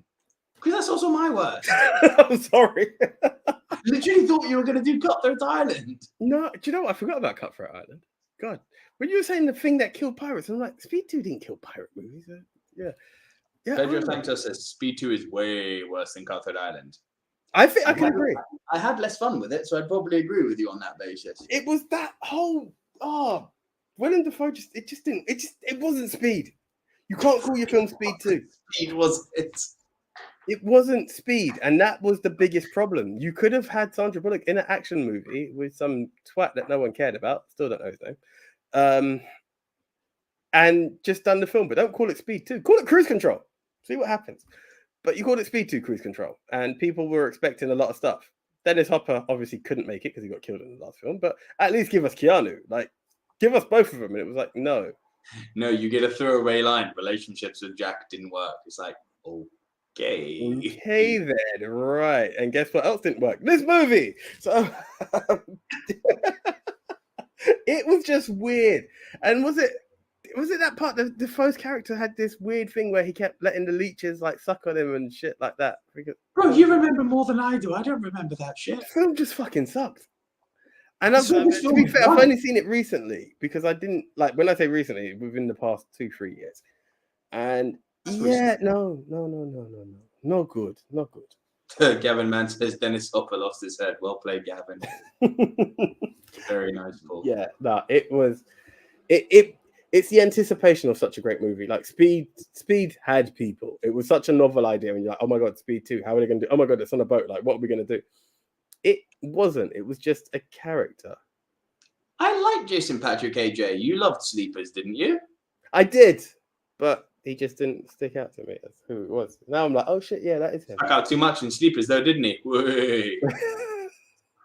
But yeah, like, yeah, it was just the wrong film. The narrative, you think, oh my god, they're going to do similar to Speed with a bus but on a boat, and it just wasn't. It was just an action movie where we've kept one character the same, and yeah, no, it didn't work. That is a terrible film. I saw it once when it first came out, which it must be coming to 20 years now. So No, you wish. You Speed 2. Yes. I think let's check this. You wish it was 20 years.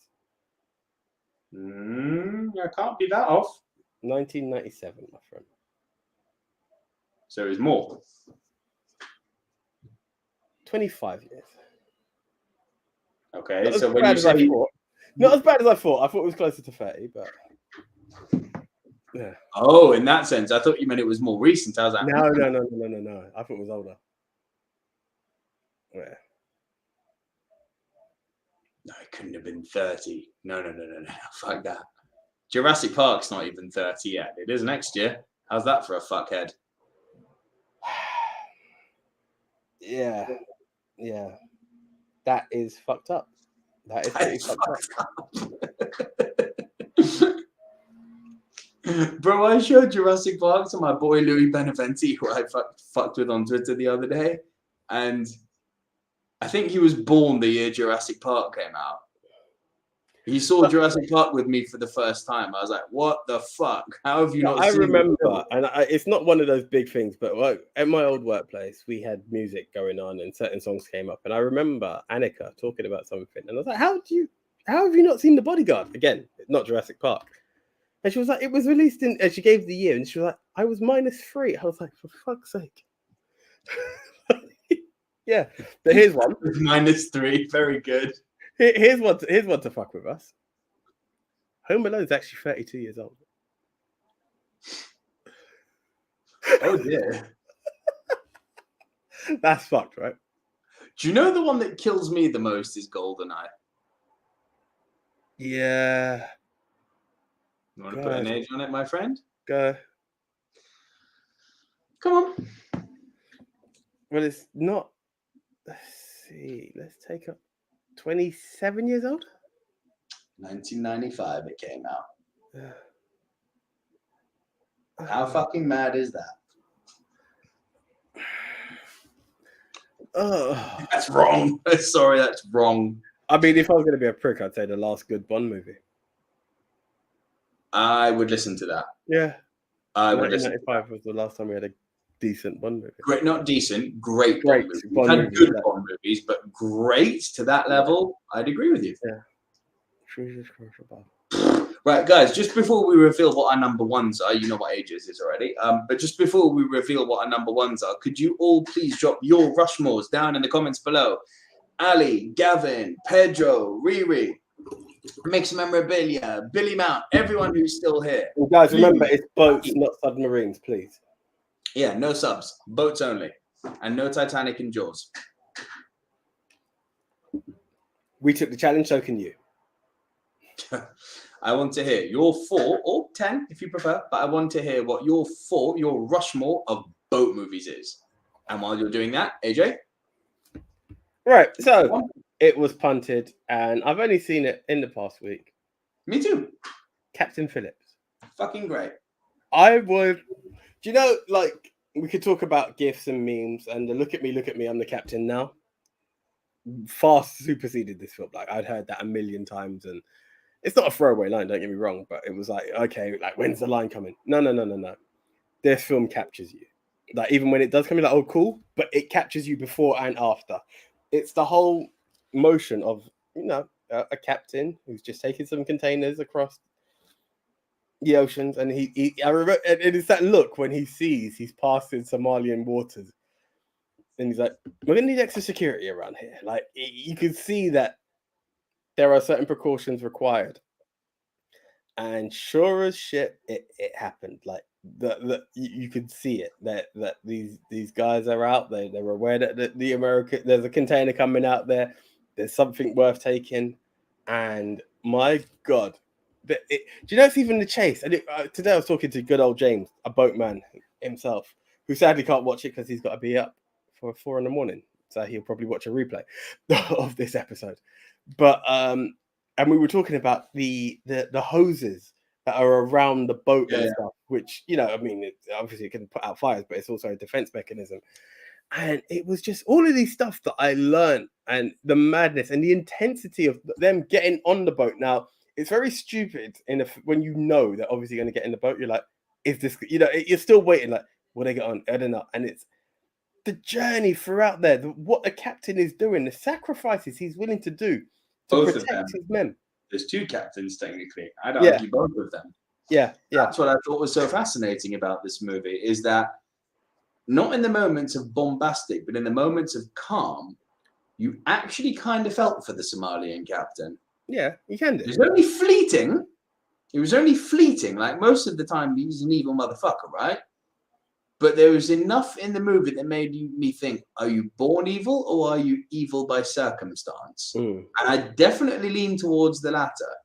Like, when they're in that escape ship at the end, and there's this line that Hanks gives him, which is like, so what, are you telling me the only option you had was fisherman or pirate? You couldn't do anything else? And he's like, not where I come from.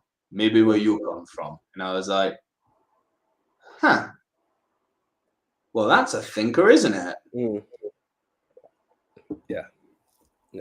It's fucking great. And it's what I loved about it also, I have to say, it's Paul Greengrass does action very well.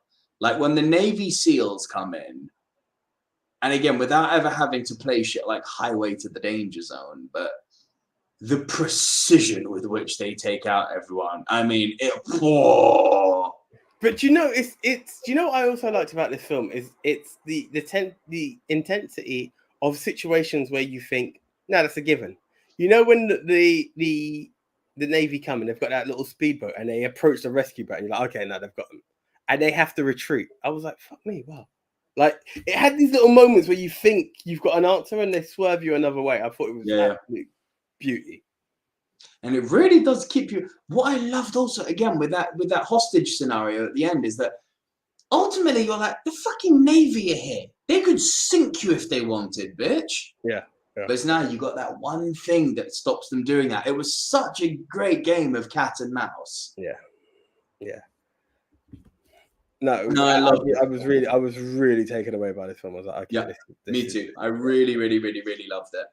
Really loved it. Yes, listen, it's a great example of, you know, just for most part, because he's not got 100% record, but for most part, trust Tom Hanks. If he's in a movie, there's an 8 out of 10 chance it's going to be great. Indeed, and this was one of them. This was most definitely one of them. And it's funny, I just didn't know I didn't know what to expect from this film. I really didn't, and I was like, okay, boat movie, and yeah, it delivered. It delivered. I'm kicking myself because I realized I forgot Maverick, just in case anyone else wants to add that to the list of their Rushmore. Maverick? Yeah, the Mel Gibson movie. I mentioned it before when we talked about con movies. That's on the boat as well. Haven't seen it yet. Yeah, try give it a shot when you can. And you left off Apocalypse Now. You left off Apocalypse Now. I did. I can't say not memorable, but it was just a great experience. No, that's what I'm saying. I forgot it is what I'm saying, but it was in the sense of Apocalypse Now is a great story. The fact that it was on a boat, I kind of forgot, which stupidly, because it's the entire story. but yeah, it slipped. So yeah, sadly no Apocalypse Now here. So what do you think my number one is? It's weird because especially without Jaws, there's that's what always got me. That's the cemented one, of course. This is going to be interesting. I'm not sure. 100%, if I'm honest with you, I'm not sure. I can't think because there was a part of me that thought Pirates. So even when Pirates was like your number 4, I was like, ooh, fuck.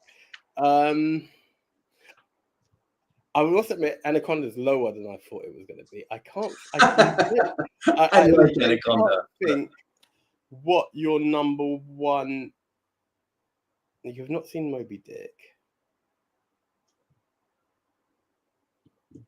Anyone else? Feel free to guess as well. What's Nico's number one? Shadows for Nico. No. No, you see, The Shallows nearly made the list, but there's not enough boats. It's on a rock. That was the problem with that. Literally, well, surfboard. It floats.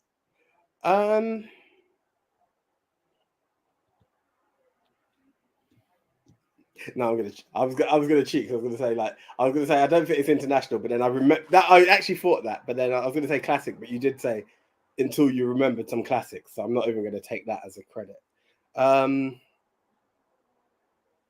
For some reason, I'm thinking there's a film about Blackbeard, but I can't directly think what that would be. That's the only thing. That's as far as I can go. You're not far off, to be fair. You're actually not far off. I'm going back to 1935 with this one. So even before Jason and the Argonauts, and Paddy Campbell's like Jungle Cruise. No, not Dead Calm, not Dead Calm, not Jungle Cruise, not The African Queen, not Jason and the Argonauts. Good guesses though. Republic Productions has joined us. Better late than never. What is your take on the Pirates of the Caribbean movies? The first one was pretty good. The others were unwatchable. Retweet. So, huh? I said retweet. I can appreciate that. I can tolerate 2 and 3, especially 3. I had quite a bit of fun with 3. 1 is the only one which is actually a good film. 4 and 5 are fucking horrendous. 2 and 3 I have fun with, but acknowledging they're not great. 1 Pirates of the Caribbean one was my number 4 and AJ's number 2. Yes, yeah. 2. So I'm going to go back to 1935 with this one, AJ. And I brought it up once, and it was on our swashbuckling list. I had a feeling you was going to say that when you said 35. No. I'm going to bring Errol Flynn and Olivia de Havilland in. And I rewatched it for this, and man, I don't think I put it high enough on swashbuckling. It's fucking brilliant. Captain Blood. Yeah, fair enough. It's so fucking good. It is so good. It's so simple. It's the story of a doctor who's trying to save someone and it goes wrong. He's an Irishman, if I remember rightly. Yeah. And he gets sold into slavery. And while being a slave captor, Olivia de Havilland takes a liking to him. I'm giving you a very condensed version here because we're over 2.5 hours in. But yeah, Olivia de Havilland takes a liking to him. He kidnaps her. They rush away together. He creates a pirate armada and becomes one of the most feared pirates in the whole of the Caribbean. When you watch Captain Blood, you literally see where every fucking pirate movie ever got its ideas from. Okay. Ever. From the way it's shot to the sword battles. Errol Flynn was so good. The master of pomp and flair. Much. Yeah. He really was. Horrible man, but did you know what his favorite trick was? No. It's really fucking horrible. But so he would take pieces of fat, actual fat, like you get from a steak or something. And he figured out that if you take fat and feed it to a chicken, it would go right through the chicken. It wouldn't digest it. It would just pop out.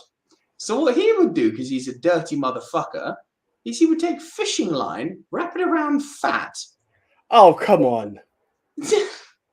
So you have the fucking fish line hanging out one end of the chicken, then the other chicken would come along and eat it, and you'd have the human centipede chicken. That's disgusting. I know. I read this about him. I heard this in my life. I was like, you're a multi-millionaire. You're the biggest movie star in the world in the 30s. Why are you fucking with chickens? What is wrong with you? That is so weird. It's so weird. I suppose in 1930 there might not have been as many vices. He couldn't have logged onto the hub. But that is, that's weird. It's proper weird, isn't it? But moving away from Errol's extracurricular activities, listen, we've seen in Robin Hood and we see in this. Errol Flynn and Olivia de Havilland are gold together. Absolute gold. I think this movie's better than Robin Hood. I think this may be the best swashbuckling movie ever. Like, I cannot speak highly enough of this film. It is so fucking ahead of its time. It's ridiculous. Okay. Like, it's still influential to this day. Like, those pirate movies would not exist without this movie. Interesting. Now here's a question while we're on Rushmore. No, it's not going on the Rushmore. Not enough people have seen it. Yeah. That was the question. No chance. Okay. Not even a slither. No. I'm not putting Captain Blood up to be fucking Coach Cartered. It's not happening. I know what our Rushmore is. I know what our lists are. And I also know what the Twitterverse likes to do. Yeah. Most of them won't have heard of Captain Blood outside of our little film family here. While we're contemplating, guys, forgive me. I think I've gotten everyone here. Republic Productions. I hate Pirates of the Caribbean 3 with a burning passion. I understand that. I like it, but I understand. Pedro Sanchez says, great call on Captain Blood. Should have been on my list. And Republic Productions. Captain Blood is a good movie. Thank you. So the Rushmores, we've got RJ Skarenki right at the top of the show. My top 10 movies on the boat are Crimson Tide, The Hunt for Red October, Under Siege, Dustport, Below, and Virus. Not 10, but I'll take it. Gavin Mann says, The Perfect Storm, which I'm surprised you didn't put on, AJ. I don't think I've seen it. The Perfect Storm with George Clooney. No. Is it now? No, Okay. I've not seen it. Fair enough. The Perfect Storm, Dunkirk, Thank you, Gavin. La Luna, and Captain Phillips. So, talking of shorts, there's apparently one called Bad Travel or Bad Traveling on Netflix. You know that Love Robots and what have you? That's like a 7-minute movie James told me about, apparently. Because my Netflix is on sabbatical, I've not watched it, but that's another short if anyone's up for one. Fair.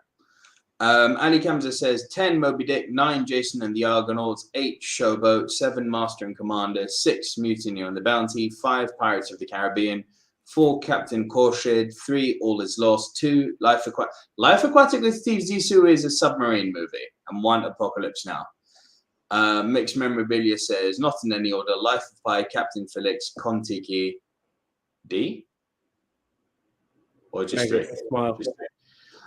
Pedro Santos says 10 Pirates of the Caribbean, 9 Cape Fear, good fucking shout, Cape Fear, 8 Captain Phillips, 7 Lifeboat, 6 White Squall, great film, 5 Dead Calm, 4 Master and Commander, 3 The African Queen, 2 Mutiny on the Bounty, 1 Apocalypse Now. And Mixed Memorabilia, My Rushmore, Life of Pi, Captain Felix, Kon-Tiki, and Spring, Summer, Fall, Winter, and Spring Again. Interesting. So. Pedro Santos says, surprised not to see Finest Hour, which I haven't seen, or Perfect Storm, which was originally my number 10. But then I thought I'd like to put a bit more light on the Poseidon adventure. So what was that last thing that Mixed Memory just said? That spring, what was it? Spring, summer, fall, and spring again, yeah? Spring, summer, fall, winter, and spring again. I don't know when I'll ever have time for these, but Gavin Mann asking, what was the 7-minute short you mentioned? I'm sure it's called Bad Traveling. Let me just check again. I did take a note of it. Yeah, Bad Traveling. It's part of the Love, Death and Robots series on Netflix. So it's like a 7-minute film or short film or what have you. And yeah, it's meant to be really awesome. He said he's watched it like 4 times. Okay. Yeah. Right, let's Rushmore this bad boy, AJ, and then we can decide what next week's topic is. Right. So, Pirates of the Caribbean. It's top 4 for both of us. I'm listening, yeah. Captain Phillips. Yes, 100% yes. That one I'll lock down, absolutely. So you don't want Captain Blood, which is interesting. It's not that I don't want it, it's that I don't want it to get massacred. Life of Pi came up quite a bit. Yeah. Yeah, the internet likes that movie. Go for it. It's the Almighty Fourth that scares me. Almighty. Fourth, I can't think what that would be. Master and Commander came up a bit. I mean, just because I couldn't get into it doesn't mean it's not worthy. I don't know if you've got anything else that you would like to trump that with. Personally, there's nothing on my list that I think is worth. Nothing on my list that I think would get the attention. You know, I could bat for the Bounty. I'd like to bat for Deep Rising in Anaconda, but they'll get destroyed. Master and Commander might be the shout. Life of Pi. But I mean, Pirates of the Caribbean is going to destroy this list. Of course.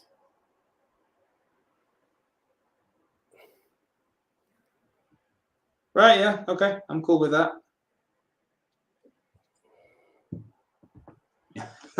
Pedro Sanchez like, Anaconda! Anaconda was on both of your guys' lists. I mean, do we take Pirates of the Caribbean off and put Anaconda on? So really, and I must admit, I am shocked. Yeah, I'm going to be honest. Yeah. I believed when you had first put that out, it should have read Jaws, Titanic, and Pirates. It should have. It should have. It should have. Do we take out Pirates of the Caribbean and put Anaconda on? I mean, it's a clear walker, isn't it? Pirates of the Caribbean would absolutely destroy. It would destroy. It would destroy. I don't. I mean, I've written it. Anaconda, Captain Phillips, Life of Pi, and Master of Commander. Really, if Captain Phillips loses, I'm going to be one pissed off guy. But, fucking Ang Lee. Fuck it, let's do it. Let's put Anaconda. I'm going to do it. So we've got the B movie, Ang Lee, the Snooze Fest, and a Tom Hanks movie. Like, really, there should only be one winner. Really, there should only be one winner. Let's do it. I like this. Wow, this is a shit Rushmore. The only thing worse than this was dinosaurs, but we won't get into it. No, but what's annoying is that hang on. We're jumping the gun here because this is not a good Rushmore. Like, are we actually, if the aliens come down to Earth, we're going to say, you need to watch Life of Pi and Anaconda, motherfucker. It's like. But the other side of it is we have said excluding A, B, and C.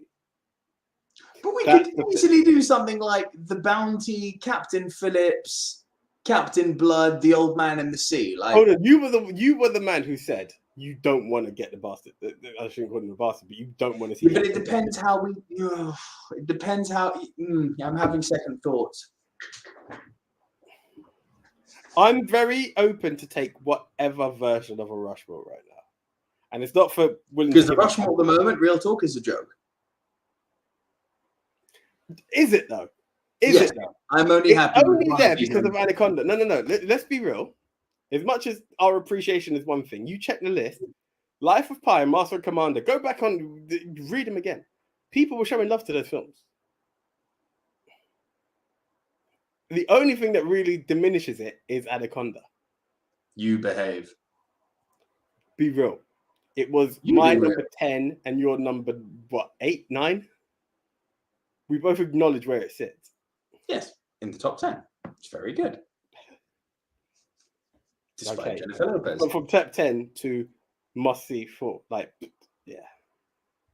I could put Deep Rising in there. We need a B movie, don't we?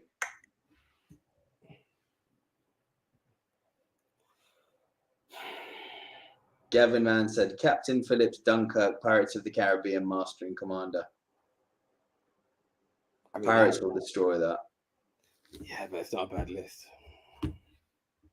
But then you said there's Dunkirk hate, which I'm not. There is Dunkirk hate. It's big Dunkirk hate, as you've seen tonight. Do we go classics, including Captain Phillips, or do we just stick it as it is? What do you think? That's a weird one, though, because if you put all the classics in and then you do... I tell you what, and this is interesting, but it's up to you if you want to play this game. You could call it... Rushmore. Huh? Where did Double Rushmore come into the question? You pitched it in the past. This is why. I have, but it wasn't here now, so just slow down. What? Forgive me for guessing you, yes? Favorite classic boat movies?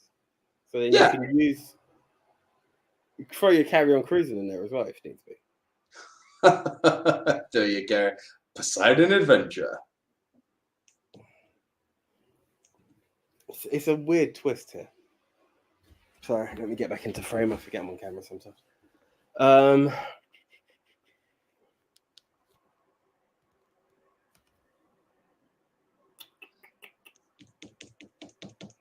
I actually feel like Anaconda's the only like literally, if you listen to it, Captain Phillips, awesome. Life of Pi and Master and Commander both got love. It's just how much does Anaconda really come up? There's love for Anaconda out there, bro. Don't get it Well, let's do twisted. it. All right. Ladies and gentlemen, the official Movie Mount Rushmore of boat movies, excluding Jaws, Titanic, and Pirates of the Caribbean, and Apocalypse Now. Which wasn't Rushmore on either list. In no particular order is Anaconda. our second entry is Captain Phillips. our third entry is Life of Pi. our final entry into the Movie Mount Rushmore of boat movies, excluding Jaws, Titanic, Pirates of the Caribbean, and Apocalypse Now, is Master and Commander. I love how we have the Rushmore aside from the Rushmore. That was kind of a Rushmore, wasn't it? But you know what's fascinating? Even in a Rushmore, and I stand by this, even in a Rushmore made up of Titanic, Apocalypse Now, Pirates of the Caribbean, and Jaws, Jaws kills. Jaws will crush that list. It's a vetoed movie. It has to be vetoed. It's one of those deleted. Like, I'd like to see Jaws go up against the Shawshank Redemption. I'm not tempted. Career-defining performances. Shawshank Redemption. Jaws. Just saying. Shawshank would win. That's what fucks me off. Even there, Shawshank would win. Fucking everyone bats for Shawshank.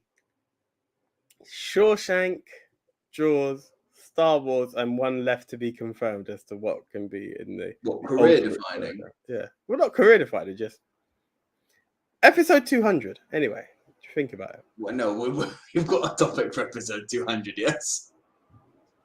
Oh yeah, no, I've got the wrong era. Yeah, no, I was thinking it could have worked. A little bit wrong. Yeah, just slightly off. Yeah. Right. Okay. Irrelevant of what 200 is. Okay, so what are we doing for the next few weeks, AJ? Let's plan this out with the screeners. We have a few topics to do.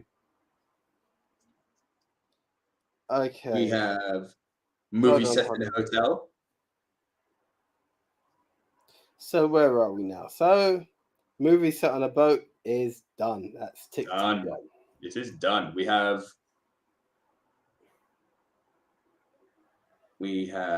top 10 movies on a boat. Come again? Top 10 movies in a hotel, sorry. Have we done movies on a plane? You say yes, I say I'm not sure. Gavin.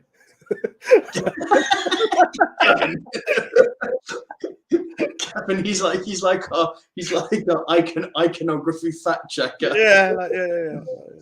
Well, actually, season 2, episode 6. So we've got movies in a hotel. We've got movies set in the future that has now passed. We've got actors who turn directors. First action movie from an unlikely actor. So hold on, just correct me. Have we done actors who played themselves? We've not done that yet, have we? No, not yet.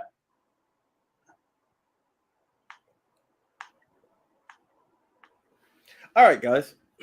Do you know what? Movies actors who played themselves. Movies that break the fourth wall. I've been batting for that one for a while. Do you know what? You've been batting. Let's do it. We've also been batting most satisfying movie endings. Well, that was the one I had on top. So it's up to you. I'll tell you what, guys. Well, those are two. I'm happy to do that. We can do that and then breaking the fourth wall the week after if you want. Do you know what? Look, I had it there. I was going to see what they wanted more. Would you like to satisfy movie endings or break the fourth wall? Pick. First three answers, we'll take it. Yeah, you guys can pick. The first three answers, which are all the same answer, will win. So it's either most satisfying movie endings or movies that break the fourth wall. Those are your two choices. And disclaimer, with breaking the fourth wall, Deadpool will not be number one. Don't worry. We've got for yourself. We've got 2 fourth walls so far. 3 fourth walls, fourth wall. Okay. Breaking the fourth wall it is. All right, movies that break the fourth wall. Cool. I've got my list ready already. Oh, lucky you. Surprise, surprise. Nico has a list. AJ's cramming in films from the minute this show ends till next week. And you've got less time this week too. Oh, fuck's sake. All right, cool. I know what my worst is already anyway. That's fine. Oh, yeah, same. I think it might be a common answer as well. He's a douchebag, yes? Yeah, yeah. Oh, yeah. Yeah. Yep. Right. Okay, guys. So thank you very much. Appreciate everyone who joined us live, even though we're a day off. For anyone listening on pod, we thank you as well. And anyone catching up later than late on the VOD squad, we appreciate you too. Again, guys, if you do have anyone who is interested in a good podcast, which is normally available after Tuesday night, but this week will be after Wednesday night, just let them know we are available on Spotify, iTunes, Apple Podcasts, Castbox, Deezer, Spreaker, iHeartRadio, Podchaser, Tudor, Stitcher, Geo7, and just search for Movie Mount Rushmore. Once again, guys, you, the screeners, now have the big challenge. We, the Silver Screen Dudes, have set the top 4. It's over to you guys now. Head on over to @MovieMT Rushmore, but more importantly, @MoviePulse for you, good old JT from We Love Movies, and you get your 1 vote. And next week we will announce the winner at the top of the show. I'm hoping I won't forget it like I did this week. Nico, would you like to plug our support one more time, please, to Anya's great charity? Yeah, guys, just quickly before you all leave, again, there is a link down below, which is for something called Help for NASTYA. It's just going to be this one episode.